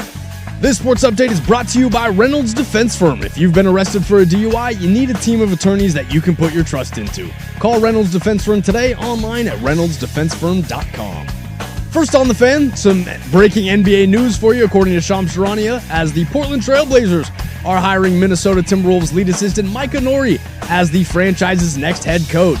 Nori has been widely regarded as one of the league's top assistants since 2009, as he will now take over the coaching job in Portland, and we'll make sure to give you all of the details of the deal as we get them. If you missed it last night, the Milwaukee Bucks are trading franchise stars Giannis Antetokounmpo and Bobby Portis to the Miami Heat for Tyler Hero, Khalil Ware, Jaime Jaquez Jr., Kaspar Yakionis, and 3 first-round picks, including the number 13 pick in tonight's draft, a pick swap in 2030, and a 2033 second-rounder. The trade does not include any additional teams, but both the Heat and the Bucks have left the framework for more potential roster moves. Some NFL news for you, according to Adam Schefter, is the NFL is declining to hold the supplemental draft this summer. Currently leaving the 2027 draft is the only way for quarterback Brendan Sorsby to enter the NFL. A letter is being sent to Sorsby and to all 32 NFL teams to inform them of the league's decision. And finally, we have 4 World Cup group stage matches for you today, as Portugal and Uzbekistan are live, as Portugal leads 4-0 as we are in the 73rd minute in Houston. At 1 p.m., England and Ghana will face off. At 4 p.m., Panama and Croatia will go head-to-head. And wrapping up our slate of World Cup games tonight will be Colombia taking on DR Congo at 7 p.m. And for more sports scores and stories in 30 minutes, I'm Casey Smith from the George McCoy at Warren Allen Sports Desk. Hurt, missing work, insurance companies acting like jerks. Don't call your mom. Call George McCoy at warrenallen.com. The home of the firm of Harris and Marang.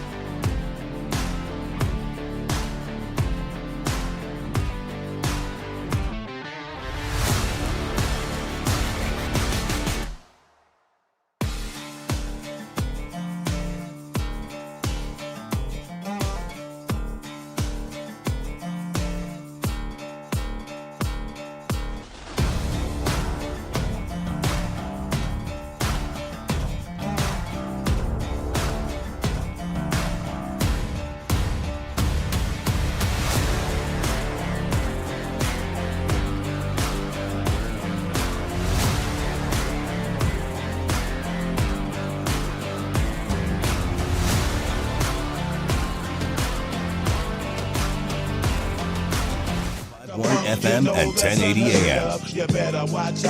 Welcome back into the firm of Harris and Marang. If you're just joining us, no Patrick Harris or Danny Marang because they are out at the Fan Golf Classic. We're going to get right back into the best of action as we had some more great NFL stories for you as you are listening to the firm of Harris and Marang. Sports leader, don't you forget it. We are live from the shadows of the historic Fremont Bridge. It's a 503-864-6326 kind of day. That's the text line. She'll let you interact with us throughout the entire day. You can also jump over on the YouTubes as well. 105.1 The Fan is the channel.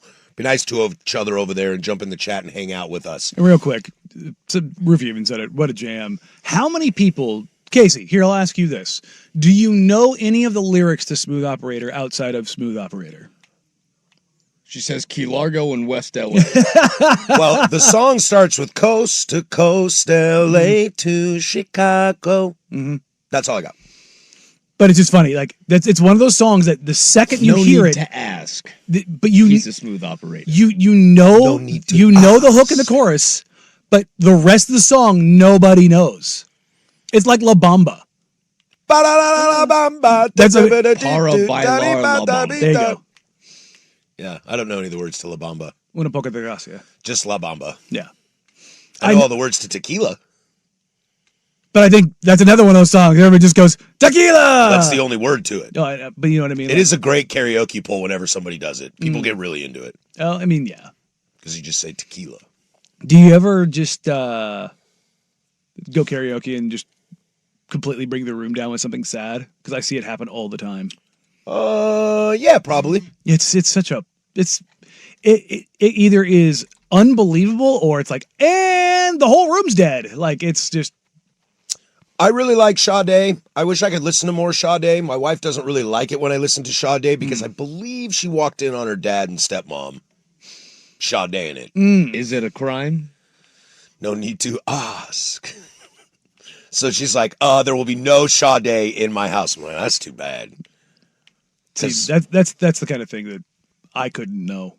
Getting higgy with it. Because then you would just play Sade all the time. Just out of nowhere. Hey, you know what's that song? Click.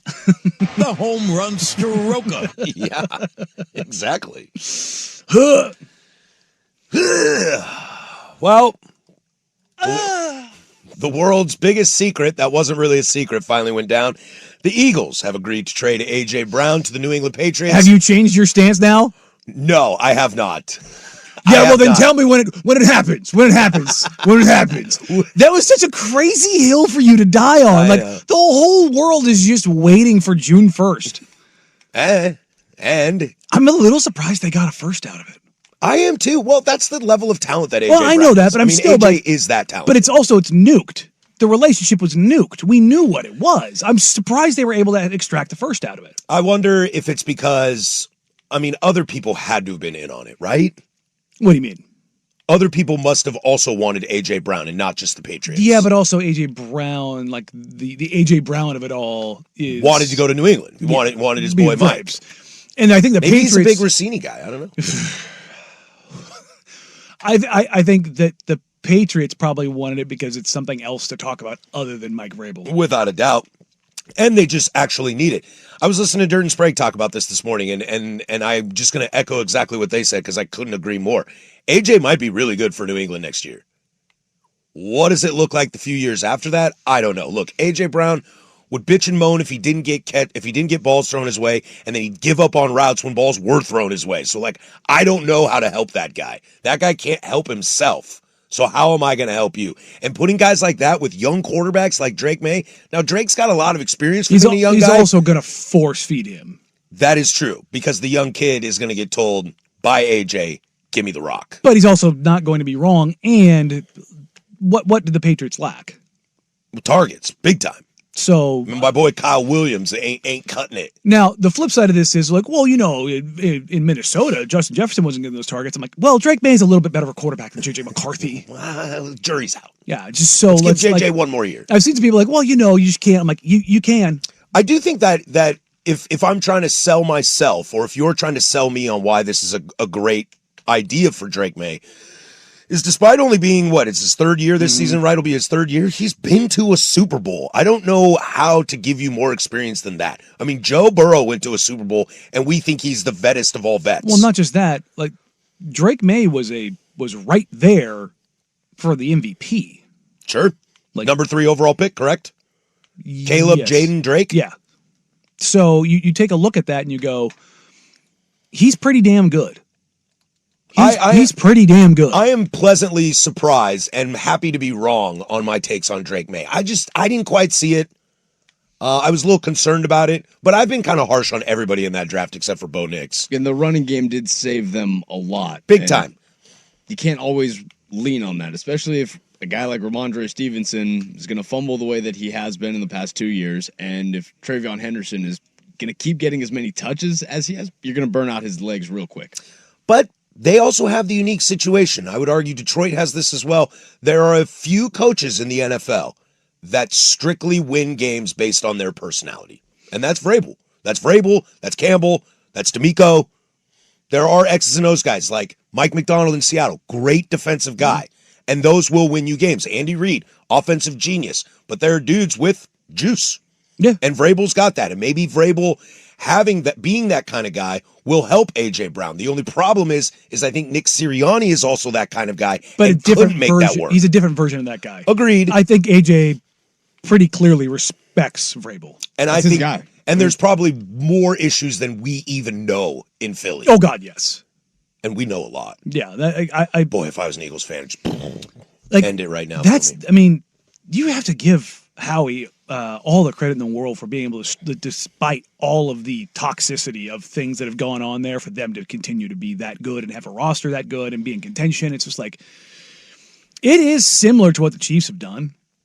Like, as far as how good they have been, like, whose police blotter is longer, the Kansas City Chiefs or the Georgia Bulldogs? Neck and neck. And the it's only reason, be a tight race to the finish. You know what I mean? And the only reason we don't beat Kansas City over the head with it is because you've got the shining beacon on the hill that is Patrick Mahomes. Exactly.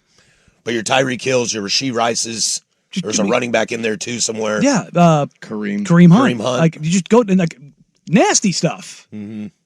So the Eagles stuff is petty, materialistic, egotistic. It feels like it. But you know what I mean? It's not they're not popping up on police blotters. No, but kind of the opposite point. Nolan Smith plays in Philadelphia. That's true. So thank you. But also, where did Nolan Smith go to school? Went to Georgia. There you go. Wow. I did not know that. But the difference because I would argue that Philly tries to have that shining bright example with Saquon Barkley and Jalen Hurts. Their problem is Jalen Hurts ain't Patrick Mahomes. No. He is a shiny toy. He's a nice guy, speaks well, good ambassador for your team. Mm-hmm. But there's a lot of guys in that locker room that don't like him. I don't know if it's like Russ level, but I think they just really judge his talent. That's the thing is nobody ever judged Russ's talent. He was just cringy. Well, that's the thing with Mahomes. His talent's so overwhelming that even if he was a giant D-bag, it's like Brady. Even if Brady was the biggest dirtbag on the face of the planet, he's so good that you just go, yeah, well, he's Tom Brady. You know, let it slide. That's sports world in a nutshell, man. You go into the NBA, it's the same thing. There's Kevin Durant looks like a headache. Everyone will take him. Yeah. Kyrie Irving, kind of crazy. Everyone will take him. Jimmy Butler. Everyone will take him. I've talked to other All-Stars who were about Jimmy directly, and they have all said some version of I could play with him for 2-3 years, but then I want to kill him. Yeah. I'm sure Draymond's in that same boat. Look, everybody loves to bitch and moan about Draymond Green. If he's on my team, I'm stoked. That's why guys like Steph and Dame, who are stars that don't rub guys the wrong way. Why they're worth their weight in gold. Like Mahomes doesn't rub guys the wrong way. I would argue for a long time LeBron didn't rub guys the wrong way either. No. And even the stuff with Kyrie, it was it turned out it was a Kyrie problem. With Kevin Love, it was kind of Kevin Love was in his own head kind of a problem. Yeah. You know what I mean? Again, LeBron's not above it all, and he definitely is moody and has his pretentiousness that kind of comes along with being LeBron, but you pick apart that Cleveland team, it wasn't necessarily LeBron. No, not at all. That's what I mean. You went through Kyrie, Kevin Love. Who was the other fifth player? Tristan Thompson. Mm-hmm. Full circle on this Philadelphia Eagles situation. Another great reason to get A.J. Brown out of there is you do not need Mekhi Lemon to be around A.J. Brown. No. with the stuff I've seen at the draft combine, like, ooh, man, I got so many flags about Mekhi Lemon right now, which is unfortunate because we saw him in person, how good he is. He is very, very good, and I think he is very, very talented. But, I don't need Mekhi Lemon around A.J. Brown, Yeah. Like, I don't need that. No. I don't. No. I don't need him, But also perked out talking to A.J. Brown being a rookie in the NFL. Howie Roseman's got another first-round pick to play with now. Yeah. And that's terrifying because that dude doesn't seem to miss. And is anybody drafting in the first round better than the Eagles over the last decade? Probably not. They have a lot of misses. Do they? But I mean, in Jalen Reagor? Oh yeah, no, that one was bad. Who was the wide receivers after him? Justin Jefferson. That's it. I mean, they got Devonta, who's good. Yeah, but I mean, but again, isn't that kind of the obvious pick? You take the Heisman if you're drafted in the top 10? Yeah, probably. But in general, everyone was worried that he was undersized. Everybody was really worried that he wasn't going to be too big. Wasn't going to be big enough. But I'm saying in general, though, the Eagles in the first round, like the picks that they have made, have been more hits than misses. Don't get me wrong, the misses have been real bad. Let me ask you this question: it's a first round in 2028, so not next draft, the draft after that. Where are the Patriots in 2 years? It's too far out. I know, but I don't know that answer. Cyclically, they're knocking on the division's door because the rest of their division is that garbage. Yeah, it's just that might be fair. Well, if the Giants get better, if the Commanders get better. Sorry. Yes, that is true. The Dolphins aren't getting better. The Jets aren't getting better. Buffalo's going to win that division. The Patriots are going to probably give them Be knocking on some the fight. door. You got kind of 4 wins right there. Maybe a split with But Buffalo. you're looking at the youngest football team that we've probably seen in the last decade on paper in Miami, maybe then ever. the Jets are being the Jets. Wrapping up the second hour with you here on the firm of Harrison Marang. We will take a quick break, but when we come back, another football segment for you. You're listening to the firm of Harrison Marang on 105.1 and the Fan Sports Network. Prime time with Isaac and Souk. Why do you always take it to naked? That's all OnlyFans is, dumbass. What? It doesn't have to be. Yes, it is. No, it doesn't. You do not have to be naked to be on OnlyFans. No one's on OnlyFans that isn't, dude. But you don't have to be naked to be on OnlyFans. Find me an OnlyFans account. Find me the rule that says you have to be naked to be on OnlyFans. You won't.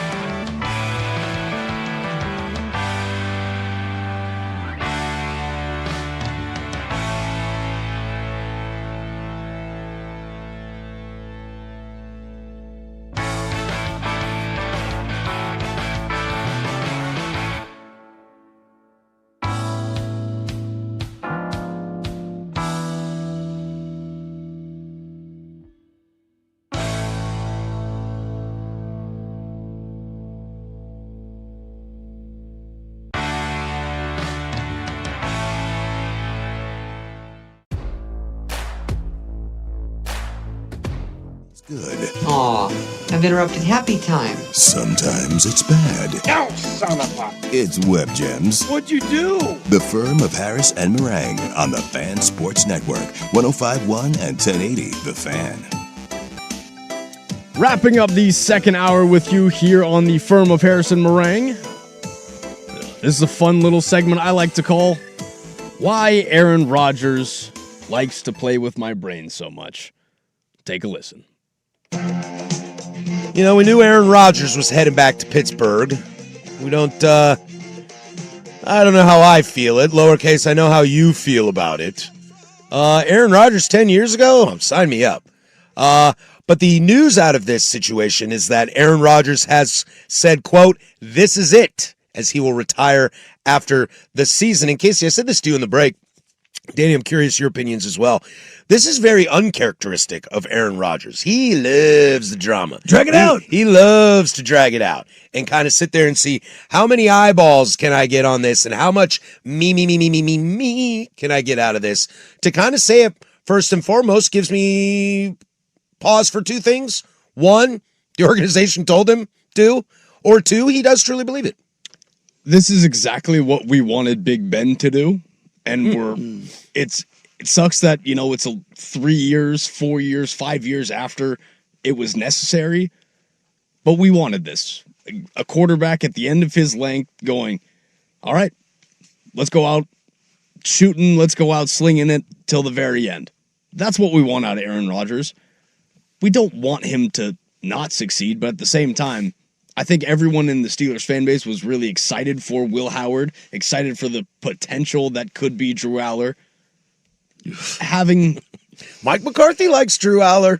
Again, said he completely changed all of his mechanics. When you have DK Metcalf, everything. Again, when you have DK Metcalf, Michael Pittman, Pat Freiermuth, and Darnell Washington, pretty sure that's just a talented enough room where you can just find someone to give the ball to and let them do some work. I do like Pittman Metcalf. That's a nice combo. I think that offense is loaded more than it's been since Big Ben had it. I do think the Steelers live in a tricky spot too. We talk a lot of this show about living in mediocrity and the dangers of that. Defense is aging, is expensive, and so kind of the window's got to be a little bit right now. And if you think you can run it back, or not run it back, if you think you can go on a run with Aaron Rodgers at the helm, all you need is a sustainable, breathing quarterback that's not an idiot. We've seen teams have this. Minnesota is walking into that situation this year. Last year, that team is a loaded roster. JJ9 couldn't do anything, and they suffered for it. They still won 9 games last year with that D behind the line. Aaron Rodgers finished 10-6 last year. So if you think Aaron Rodgers can do it, you got to go for it. However, who's the head coach again? Mike McCarthy. Yeah. And maybe that's what How goes many games into... did Mike McCarthy win last year? None. He did not coach, did he? Oh, he was in Dallas, right? So he won 10 games, correct? No, Shoddy was in Dallas last year. No, it was McCarthy. My bad. So they won 10 games, correct? Yes. Yeah, I don't get the McCarthy slander. Oh, Again, no. I understand. I'm not slandering him. Hold on. I get it here. Ooh, spicy. The McCarthy's, people attacking Mike McCarthy, they have no evidence to back it up other than his personality. Mm-hmm. His personality is unlikable. Guess who is also unlikable? Aaron Rodgers. Guess who has dealt with unlikable people at the helm of their organization for his entire lifetime? Me with the Steelers. Big Ben is one of the most unlikable people of all time. Mike Tomlin became very unlikable at the end of his tenure. Now you get Aaron Rodgers and Mike McCarthy. We're still unlikable. We're used to it. I wasn't giving McCarthy slander. I was saying, who has a reputation and a relationship with Aaron Rodgers? That's where I was going. This is true. We've gone down this path so many times. Who do coaches trust? QB1? The guy they know. People can win. Guys who can win with him. Like if you know, like if you're, let's take the NBA. If you're an NBA coach and a player comes to your team, free agent trade or whatever, it's a guy you've coached in the past. Like you went to whoever the new coach is, goes to Joe Cronin. I want to go get player X, and player X is a guy who played for me. I know how he's going to play. I know I can do it. I can ride with him. I can trust him. Why do you do that? Why? Because you trust him. Mike McCarthy has a long-standing relationship with Aaron Rodgers, and whether or not physically he's fallen off or whatever, he trusts him. What is Mike Vrabel trying to do in New England right now? Go get a guy he trusts. Try to go get A.J. Brown back. I think this says a lot, too, about the future of the Steelers. That if this doesn't work, we're riding with one of them kids and we're resetting. Yeah, this just TJ feels... Watt on the market, DK Metcalf on the market. I think for the first time in a very, very long time, if this doesn't work with Rodgers this year, they tear it down and they start from scratch and they ride and they figure out if it's Will Howard or Drew Aller. It very much feels like Art Rooney is finding another year where he pushes the goalpost of, I just say, the spotlight. The spotlight was always on Tomlin because that was the easiest indictment for Art Rooney to save face. Now you're doing it with Aaron Rodgers and McCarthy. It just scares me a little bit. No, I get that, but it's not a gap here. And it's not even like really a Hail Mary, which can be scary because you're kind of in between. But we talk about the NFL all the time. How much luck goes into something? Whole lot. Do they find a magic to have a little bit of run? I'm not going to say they're going to win a Super Bowl, but what if they come out healthy and Rodgers has one more year left in the tank and he gets to ride off in the sunset, wins 11 games? And I also wonder if moving off of Mike Tomlin, look, does anybody think Mike McCarthy's going to be there for 10 years? I mean, I don't. Well, the history of the Steelers says yes. Right. But So the reason I asked that question is maybe Rooney's looking around the room and saying, you know how we used to do things ain't quite the thing anymore. And I like Mike, and I think Mike can win with this roster right now. And maybe he likes Mike to help build a roster. But maybe the Rooney's got to kind of look in the mirror and say how the Steeler way needs to adapt. And the Steelers need to maybe be okay with winning 3 games in a year. Wrapping up the second hour with you here on the Firm of Harrison Marang. We're going to take a quick break here, but when we return, some more NFL nuggets for you. And finally, we get to talk a little bit of Giannis. You're listening to the Firm of Harrison Marang on 105.1, The Fan and the Fan Sports Network. This is the International Soccer Report, brought to you by Gold PDX on the corner of Southeast Hawthorne and 18th Avenue. Food, spirits, football. Dest! Might still be! The flag is up! Tell you what, it might be okay. The goal scorer was not in offside position. Goal is correct. USA 2, Australia 0. That goal was from USA's win over Australia in the group stages. This International Soccer Report is brought to you by Gold PDX. That's GOL PDX. Food, spirits, football. Brad Evans here to help you beat the moves with the best with one sport.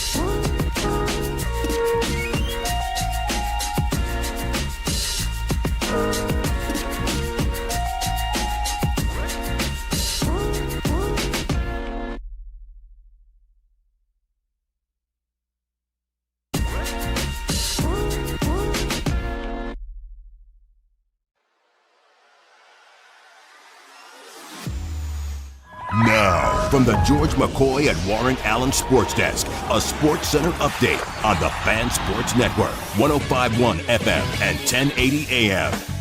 First on the Fan, some breaking NBA news according to Shams Charania as the Portland Trail Blazers are hiring Minnesota Timberwolves lead assistant Micah Nori as the franchise's next head coach. Nori has been widely regarded as one of the league's top assistants since 2009 as he will now take over the coaching job in Portland. We'll make sure to give you the details of the deal as we get them, but some more NBA news for you as the Milwaukee Bucks are trading franchise stars Giannis Antetokounmpo and Bobby Portis to the Miami Heat for Tyler Hero, Khalil Ware, Jaime Jaquez Jr., 3 first-round picks, including the number 13 pick in tonight's draft, a pick swap in 2030, and a 2033 second-rounder. The trade does not include any additional teams, but both the Heat and the Bucks have left the framework open for more potential roster moves. Some NFL news according to Adam Schefter for you as the NFL is declining to hold a supplemental draft this summer, currently leaving the 2027 draft as the only way for quarterback Brendan Sorsby to enter the NFL. A letter is being sent to Sorsby and all of the NFL's 32 teams to inform them of the league's decision.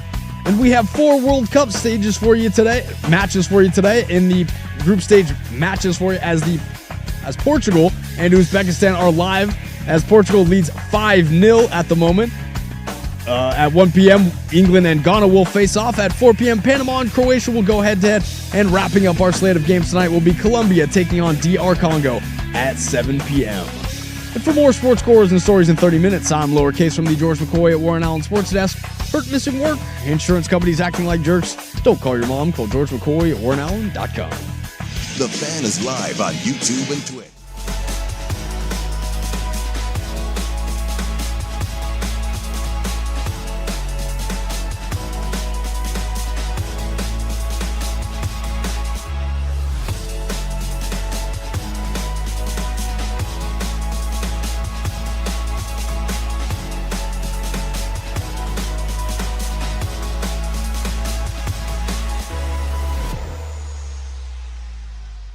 Harris and Marang on the Fan Sports Network, 105.1 and 1080. The Fan. It's the Big Nooner here on 105.1 The Fan, and this is the firm of Harris and Marang, and I am Lowercase. It's a free consultation Tuesday, so make sure to get those submissions in because we will try to get to those up here in a bit. We had some major roster moves in the NBA last night. Ayo Dosunmu signed a 5-year deal with Minnesota. Julius Randle to the Nets, but most importantly, Miami signing Giannis Antetokounmpo and Bobby Portis. Here's us talking potential Giannis destinations and what his impact means to a roster and an organization. 10:20 here, Portland Sports Leader. Don't you forget it. We're live from the sunny, historic Fremont Bridge. 503-864-6326 is the Fan text line. That is where you can get in your fan giveaway, wrong answers only for the Blazer game tonight. The NFL draft was tonight. No shock to anybody as Fernando Mendoza goes number 1 overall. I think I'm going to really start to be annoyed by the smile on Fernando Mendoza's face. I saw a tweet the other day or last night. Kohl's employees gearing up for Fernando Mendoza and Kirk Cousins in Las Vegas. I was like, yeah. Yeah. Yeah. If you had like a Fernando Mendoza clothing line for women, I bet you they would buy it. Oh, yeah. At Kohl's. Oh, 100%. Yeah. No, look. Brought to you by non-alcoholic tequila. Look, man, I'm the Raiders are historically they're the evil empire. But you got to have somebody nice on the team. Well, they're not the evil empire. They're the bad boys. No, they're the evil empire, man. Well, the evil empire is like spending all the money of God and loading your roster up. I'm talking about like playing nasty. They're playing the Imperial March. Darth Vader's in the stands. That I agree with. That's what I mean. I always associate evil empire though with like the Yankees and the Dodgers and spending so much money that you just outprice everybody. No, I'm talking like actually evil, like putting a rebar in your arm sleeve and knocking somebody unconscious. That I'm into. We did that. That was the thing that happened. That is awesome. You have some nasty, but every great Raiders team also had nice guys. That was the thing. It was like Charles Woodson, really nice guy. Tim Brown, really nice guy. Howie Long, really nice guy. Really nice guy. Would tear off your head and spit down your neck, but then he'd help carry your dead body to the sideline. Great hair. Phenomenal hair. Great jawline. But if you're you got to have a nice guy. Max Crosby, Fernando Mendoza. That's quite the dichotomy there. Look at your leaders on each side of the ball. Max Crosby, absolute psychopath. And then Fernando Mendoza. Hi, how's it going? I would argue that Tyler Lindenbaum is also a nice guy. Mm-hmm. No, you got to have that, like, especially with the Raiders. There really isn't a lot of in between. You either have pure psychopaths or nice guys. Like, that's just kind of how they get down, which I'm here for it. We will get to the shock of the draft here in about 15 minutes or so. How do you guys want to do this? You want to just go through it, or you want to just you get a plus and a minus, and we'll go from there? How do you want to riff this? Let's roll through it. All right. The party starts right at number 2. The Jets take David Bailey, and we'll start with the New York Jets right now. Mm-hmm. Look, I said this in the bullpen out there before we started the show, and I know everybody kind of poo-pooed because the qualifier I'm about to put out here is a large qualifier. If you take the name, the New York Jets, off their draft last night, it is without a doubt, unequivocally, an A+++. They absolutely slaughtered the draft last night. You probably got the 2 best weapons in the draft. I think they did very, very well. They got David Bailey at 2. That was the choice between him or Reese. They clearly wanted Bailey. I guess I'll trust Aaron Glenn, I guess, but that's where the whole thing gets a little shaky. You had Kenyon Sadiq, who's tight end number 1 in the draft, and you had Omar Cooper Jr., who may not be wide receiver number 1, but has the catch of the year. Like, the Jets were really, really good last night. Again, you needed a wide receiver to pair with Garrett Wilson, who a lot of people don't necessarily believe is a true number 1.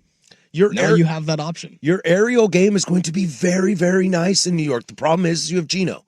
But are these pieces that are good enough that they can still suck and grab a quarterback next year? Or are they truly looking at Garrett Nussmeier or Drew Aller or Carson Beck? Like, maybe that's their plans, and that would be the most Jets thing in the world. Good luck with that. And go with God, my friends.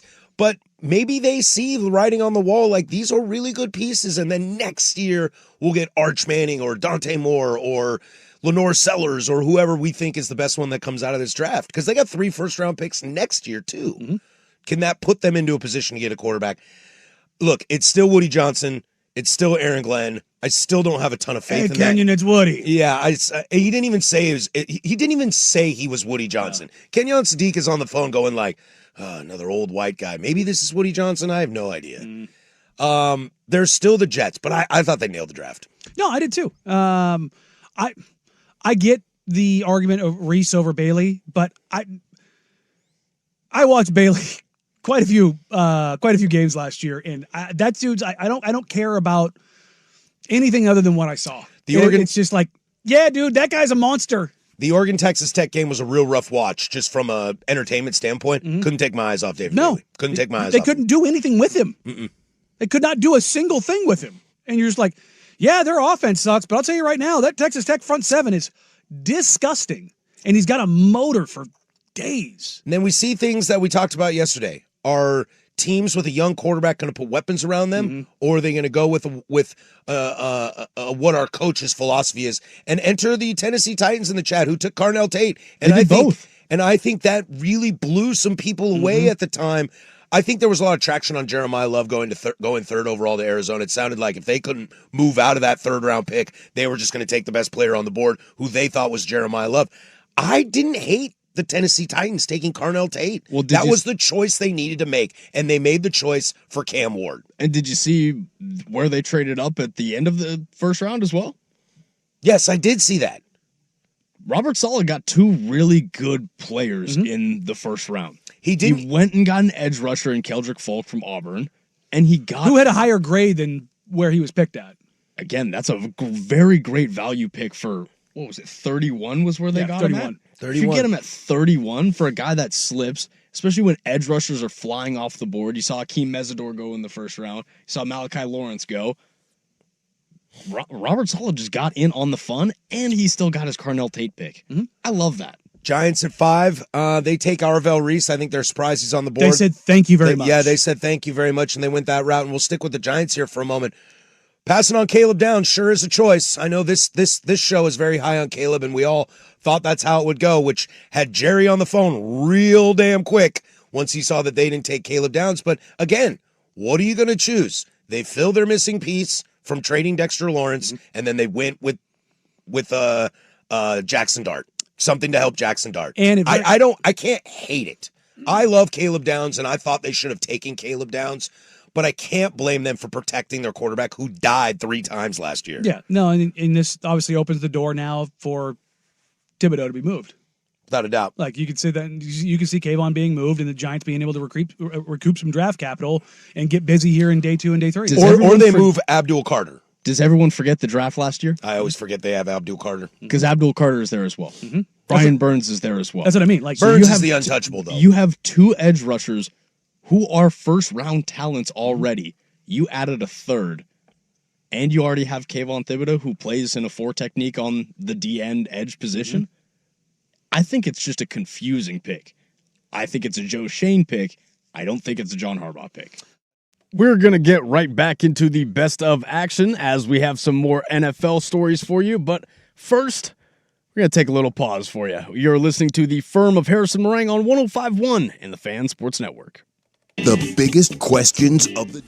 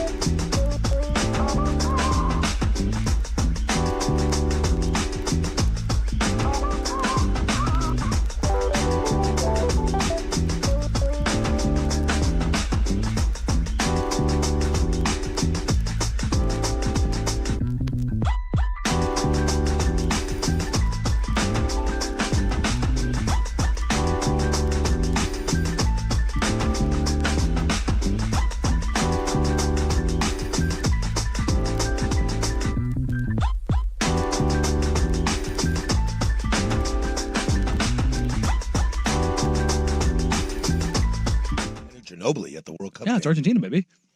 But with all of that, who has what say? And if you want to make it like a Blazers adjacent thing, this would be like the Blazers making a trade at the trade deadline with Jody Allen still technically owning or the Allen estate still technically owning the team, but Tom Dundon being the one coming in. Sure. Well, they're talking to them. So, the power structure with the Bucks is Wes Edens is, the governor right now and the, acting power, but also Jimmy Haslam is going to be next up. And so whatever move is happening here, even though they all own the team and Haslam might end up buying more of the team, well, you want to have more say. So there's a little, I want to say infighting, but there's a power structure battle. That's what we'll go with. And then you've got John Horst, who's the general manager, president, or vice president of the team on the player personnel side. And this is all on him right now. And that's the thing is like, well, here's the thing. If this goes poorly, he's done. Well, maybe not done. That's what I've been told. But he might cost him his job there. No, that's what I've been told, is that he's basically just helping facilitate this. He's gotten the extension. He's allowed to make whatever deal basically the ownership ends up agreeing to. But if they really bomb it, then maybe they revisit that.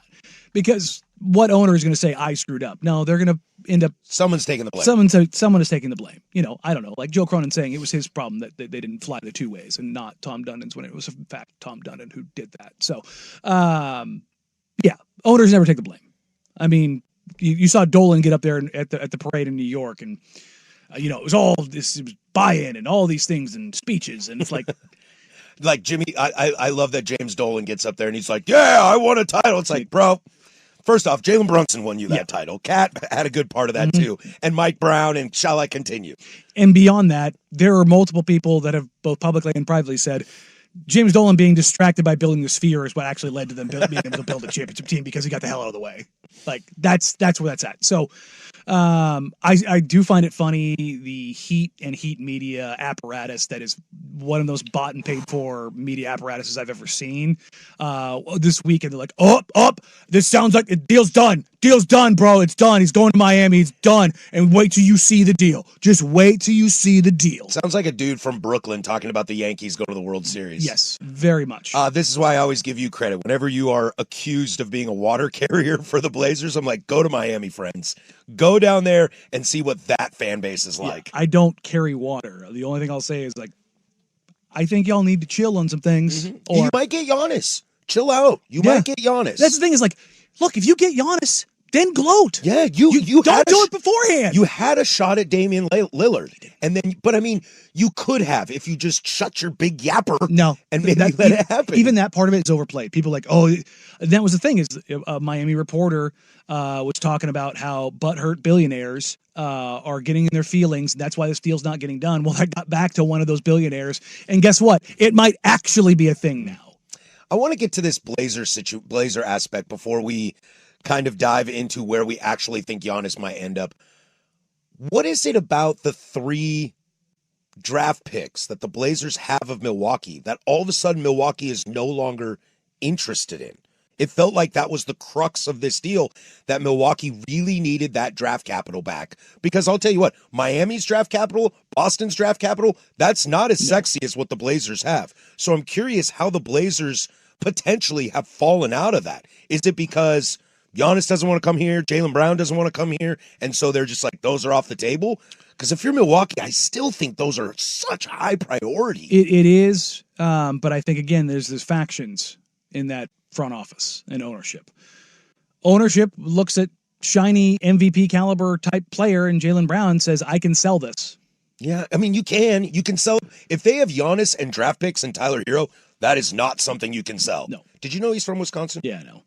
But the other side of this is like, it's sexy. You can say you did the thing, but also you're paying Damian Lillard $52.5 million or whatever it was, $105 million, whatever it was, over the next 3 years.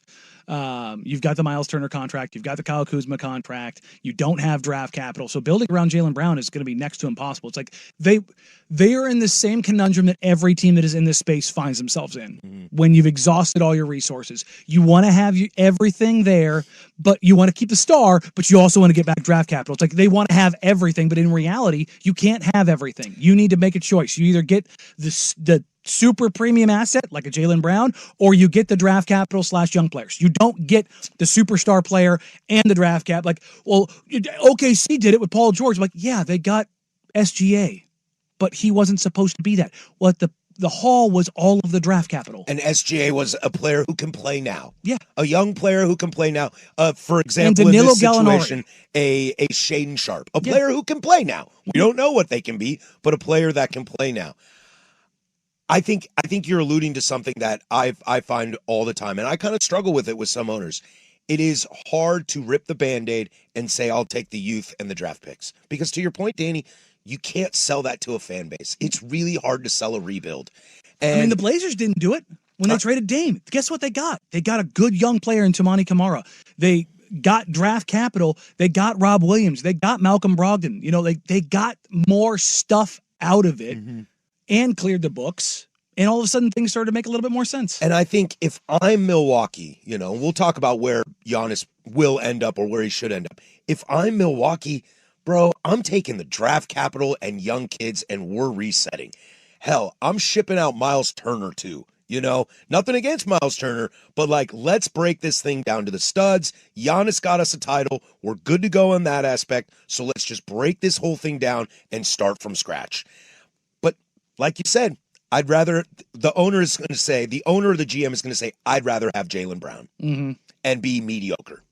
Not that Jaylen's mediocre, but there's going to be him and Miles Turner, and they're not figuring in all of the other things around that. And if Milwaukee were to get Jaylen Brown, do they finish any better than they did this year? Yeah, because Giannis missed time. And how much better though? That's what I'm asking. You're going to top out because Jaylen Brown, Ryan Rollins is a good player. Like Jaylen Brown, Ryan Rollins, Miles Turner. It's like, okay, cool. Is that like a DeMontis, Zach LaVine? It's a play-in kind of situation. Maybe 7-6 seed if everything pops and Jalen's that guy and Ryan Rollins continues to develop and AJ Green starts or grows a little bit more. Again, edge of the play-in. But the East is catching up. Yeah. I mean, all the smoke around Atlanta today and the draft situation, the Trey Murphy situation with Atlanta, they're a budding team. They think they're ready to take that next step. Detroit's ready to make some plays to take the next step. Those two teams are the ones that I've been watching to be the most active. The Knicks are going to roll things back. The Hornets are going to get better. The East is getting there. And Miami's still not a play-in team. Agreed.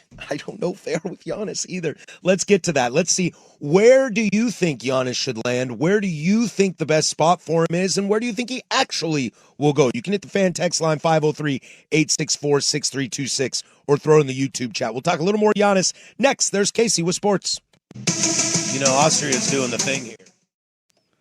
Back in the studio with lowercase as we'll stop to take a quick break here on the firm of Harrison Marang. But when we come back, a little surprise for all you listeners out there as Stevie Brackets will join me for a free consultation Tuesday. You're listening to 105.1 The Fan and the Fan Sports Network. Now, from the George McCoy and Warren Allen Sports Desk, a Sports Center update on the Fan Sports Network, 105.1 FM and 1080 AM. First on The Fan, some breaking NBA news for you, according to Shams Charania, as the Portland Trail Blazers are hiring Minnesota Timberwolves lead assistant Micah Nori as the franchise's next head coach. Nori has been widely regarded as one of the league's top assistants since 2009, as he will now take over the coaching job in Portland. Some more NBA news for you as the Milwaukee Bucks are trading franchise stars Giannis Antetokounmpo and Bobby Portis to the Miami Heat for Tyler Hero, Kel'el Ware, Jaime Jaquez Jr., 3 first-round picks, including the number 13 pick in tonight's draft, a pick swap in 2030, and a 2033 second-rounder. The trade does not include any additional teams, but both the Heat and the Bucks have left frameworks for potential roster moves. Some NFL news for you, according to Adam Schefter, as the NFL is declining to hold the supplemental draft this summer, currently leaving the 2027 draft as the only way for quarterback Brendan Sorsby to enter the NFL. A letter is being sent to Sorsby and to all of the NFL's 32 teams to inform them of the league's decision. And finally, we have 4 World Cup group stage matches for you today, as Portugal defeated Uzbekistan 5-0 earlier with 2 goals from Cristiano Ronaldo. At 1 p.m., England and Ghana will face off. At 4 p.m., Panama and Croatia will go head-to-head. And wrapping up our slate of games tonight will be Colombia taking on DR Congo at 7 p.m.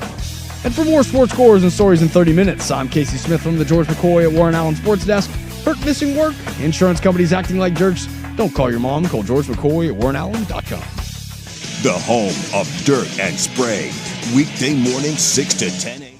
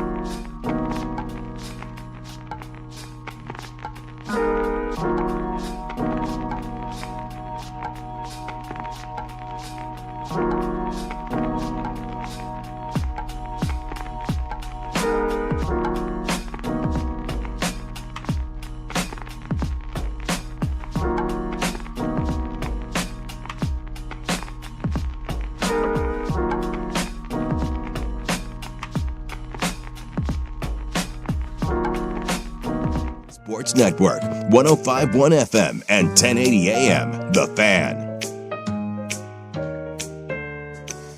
Well, it's a free consultation Tuesday here today on the firm of Harrison Marang, but we have a fun edition for you today as me and Stevie Brackets are in here for the free consultation. We're going to take a look at the text line and just see what it is that y'all are yapping about so far. All right, we have this one saying the free consultation. Could the Blazers look at Jabari Smith from Houston as a trade option, with the Rockets GM saying they basically are open for business? Well, Casey, yes, it is good to be here. I am happy to be here. It is, I will say, I'm going to address the elephant in the room. It's unfortunate that Danny's away today, but we tried. We tried to connect. It didn't work. He'll be back tomorrow, everybody. Don't sweat. You'll get him, Danny Marang. Mike and Nori takes. Jabari Smith Jr., I will say this. I I was talking to a guy last night, and I don't know if it's Jabari Smith Jr., but I think back to when the Blazers have made any type of trades, like any big moves, even the Dame trade. No one talked about Milwaukee as an actual suitor for Dame. It was always Miami, and then Milwaukee came out of nowhere. The Blazers have been linked to Giannis, didn't work. Jaylen Brown seems to be out. Anthony Davis, who knows if that works out. I think there is a scenario where the Blazers could be looking at other guys from Houston, maybe Jabari Smith Jr. because his contract, not sure about that, but maybe a guy like Kevin Durant, if Houston's tired of him. I think there's guys maybe around. Maybe Tari Eason. I think there are guys around, especially you look at teams like Houston that really flamed out at the end of last season. The chemistry was terrible.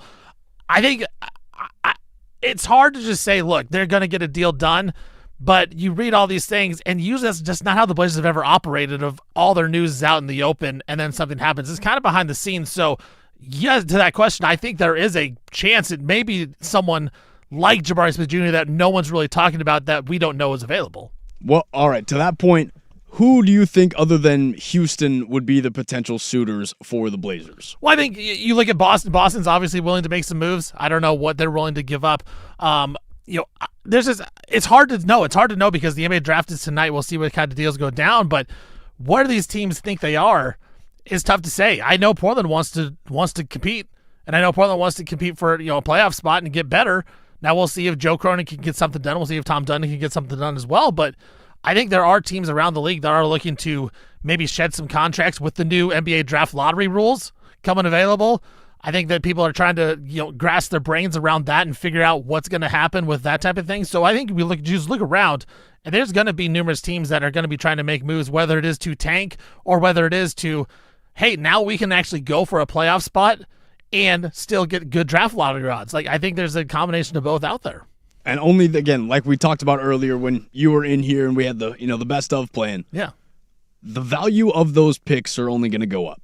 Right. I mean, what's your thought on that? Because on my thought, when I saw the trade, Miami gave up a lot, but I also don't think they gave up a ton where they're giving up star players to Milwaukee, where Milwaukee's going to be competing for top playoff spots. If anything, they're a play-in team, and that's about it. That's what Miami was with those guys. Yeah, I thought it was a win-win for both teams because I think both teams got exactly what they wanted out of it. Miami got their star and offloaded the roster that they didn't want to have to deal with. Milwaukee got the picks back that they needed to, gave away the picks, but now they have the roster that they can start building around and figure out where the direction of their franchise is going. I think it's a win-win. Yeah, I mean, I'm a little higher on Tyler Hero than most people are. But he is what he is. He's a guard that doesn't play defense. He can score. That's about it. It's 25-5-2. And we know what the market value is for that in the NBA. It's not very much. So I'm with you.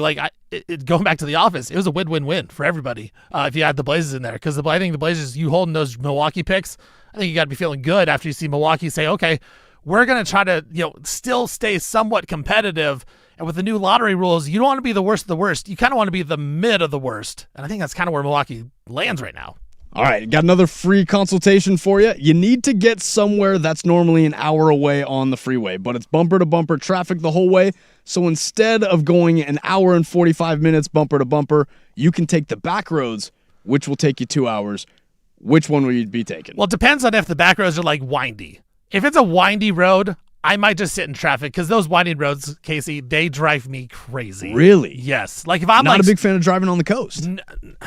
Sometimes it makes me a little car sick there a little bit. I'm with you there. And so I feel like I don't like sitting in traffic, but at the same time, I could just kind of chill, listen to a podcast, do something else. Where if I'm winding around, I feel like I'm on edge, 2 hands on the steering wheel, like I'm really gripping. I don't necessarily know that I like that. As long as there's no cars in front of me and I've got nothing but open road, that's when I've got a smile on kind of swerve a little bit in the other lanes. I feel you on that. All right, well, we'll get you out of here on that. Thank you for joining me for the free consultation segment. You want to stick around for closing arguments? Yeah, let's do it. All right, well, we'll get out of here on that one. You're listening to 105.1 The Fan and the firm of Harrison Marang on The Fan Sports Network. The Fan's YouTube channel is taking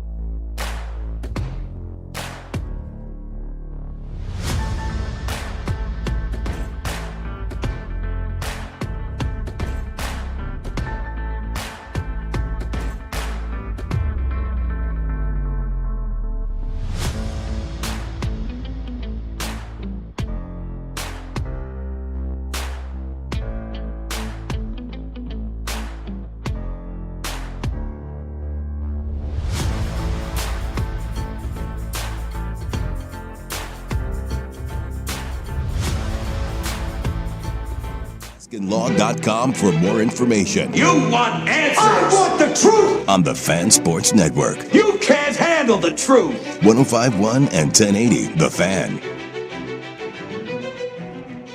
All right, that'll do it for us today here on the firm of Harrison Marang. Got a final little, a little scheduling update for you, as tonight, after a hour and a half of a best of edition of Primetime, you can catch the first round of the NBA draft. Steven, do you have any ideas who's going to go in the top 3? Look, I think AJ DeBansis is going to go number 1 for BYU. I personally would not take him number 1. I like Darren Peterson. I think Darren Peterson is the best player in this draft. I think when it's all said and done, he's going to be the most impactful. There's a lot of similarities to Anthony Edwards personality-wise when Anthony Edwards was in college. The whole question about him was, does he actually care about basketball? Well, we've seen in the NBA, he cares a ton. Like, he wants to kill everybody. He wants to beat everybody. I think Darren Peterson has that as well. When he goes out and plays, when he has the ball in his hands, he's looking to go at you. And we saw that. Like, if you go watch the film when they played BYU, Kansas did, when AJ DeBansis got matched up against Darren Peterson, Peterson was telling people to get out of the way. I'm taking him one-on-one. Let me cook. And that's the kind of stuff that I love. I love that he's a 3-level scorer. I think he's the most impressive scorer out of everybody. Like, that's the guy I would take number 1, but DeBansis probably will go number 1. He's the safest pick. Who's the guy you're taking the flyer on in this draft? Well, I love Caleb Wilson as well. I think Caleb Wilson, now he's going to go top 4, so it's not really a flyer, but I think he's got a lot of potential. The other guy is Darius Acuff Jr. There's a lot of boom bust with that guy there. That's who I have as the guy. I think he's the biggest boomer bust of anyone so far. The problem with him, Casey, is like, if he goes to a team that needs a guy that can dribble and is like, I'm going to handle the ball, give me all the usage rate. Fit will be his biggest demise. Like, he'll be fine. He's going to get points and assists. But are they impactful assists? Are they impactful for his team? Because we've seen guys with a lot of empty stats, and it doesn't work out. Acuff has a lot of potential to be empty stats guy on a really bad team, but he also has this, if it works out where he figures out, hey, I can actually get my teammates better and get my own buckets, maybe we see a guy that is a potential all-star. So those are the guys that I like. Well, I know we're a little bit of degenerates here in this producer's booth back here. Yeah. What are the bets that you've got going on, not in terms of necessarily this draft, but maybe even the World Cup, and what's on the betting line for today? Well, I looked at the NBA draft today, and the Dusty May hire is interesting because the Mavs have the 9th pick in the draft. There's 2 guys from Michigan, Yaxel or Ademar. Yes, that are going to be right around that spot. I don't know. I don't know which guy they would want more. I think Mara probably is the guy that's moved up draft boards a lot. He's been looking like he's a guy that could go there at 9. Yaxel may be a little too early, and that's why, because he's a little bit older. But I think one of those guys to 9 makes a lot of sense because Dallas just needs dudes. And if you put Mara back there, who in theory should be a good defensive rim protector in the NBA. 7-footers are hard to come by. Right. And you put that with Cooper Flagg, you pick and roll with Cooper Flagg, those type of things. Mara has some skills where he can catch, pass. I think Mara at 9, if he's still there, is a spot where you could see Dallas taking him. I'm with you there. What about you for the World Cup? I'll say you been in the World Cup a lot or what? I'm iffy on the World Cup. All right. I think you're a real football guy. I think the knockout stage is where I think I'll probably dive in the most, but I've loved everything that the U.S. has shown so far. I mean, we have Turkey on Thursday, so that's a matchup that we should dominate. Pulisic probably won't be playing, so again, right. Get the depth guys a lot of run out there. Let them get loose. Let them make the mistakes that they need to in this game, so that we can go and play perfect soccer in the next and round. I'm not the biggest soccer guy, but I get excited for the World Cup. I think it's awesome. Apparently, the U.S. has some yellow card threatens as well, so they may be benching a couple different guys in this game against Turkey. So wouldn't be shocking if Turkey gets a draw or something in this match. I'm not betting on that one, but dude, that's the thing, Casey. I go in. You're always watching like 2010. And if AFC wild card Pittsburgh Steelers taking on somebody, that's what you're doing. You're getting ready for football season. Well, right now I have 2013 Detroit Lions playing the Dallas Cowboys. This is not a joke, everybody. It. I will walk in the studio. Casey is watching mid 2010s playoffs in the NFL. Yeah, and I love it. DeMarco Murray is running the ball for the Dallas Cowboys. I love that. Tell you what year this is. I love that about you. And that's just who you are, and it's consistent every single day. So that's why you're my football guy. I guess, the Sorsby stuff. How do we feel about that breaking down? Because that's the one that will probably get swept under the rug today because of the Giannis and because of the Mike Inori. But Brendan Sorsby, his only way of joining the NFL now will come in the 2027 draft. So I thought it was interesting that Roger Goodell comes out and says basically like we're a league of integrity. Like we're a league of very strong character. Right, very strong character. Like, hey, we can't allow really? Like that's the take. Interesting take. I'm kind of shocked by the result. I thought Sorsby was going to get into the supplemental draft. They were going to have it, and he would get drafted, third round, fourth round, something like that. And I don't think the NFL, like the teams, would actually care that he's necessarily betting on his team as long as he's away from the team and he is not a distraction. But I thought it was shocking that the NFL came out and said basically like, hey, we're higher up. You got to earn your spot in the NFL. We're not going to hold this draft for you. I would love to see it when it's Deshaun Watson when he's sexually assaulting people. I would love to see it when it's Greg Hardy and he's beating up his wife and his girlfriend. Like, or it's anyone that graduated from the University of Georgia crashing their car. I would love to see that. I would love to see that take from the NFL when those people are coming out. But so we'll see. Maybe it's a stepping stone to that. But I thought that was very weird. I'm with you there. I really do think that teams would have taken the flyer on Sorsby. I think Goodell, would you have wanted the Steelers to take a shot on him? No. That's they've taken shots the last 2 years. It's too much of a risk, and what are we already doing? We're already taking risk with Aaron Rodgers. So, all right. We'll wrap it up here on the firm of Harrison Marang as we will get you out of here on these final notes. Your closing arguments are brought to you by Leskin Law.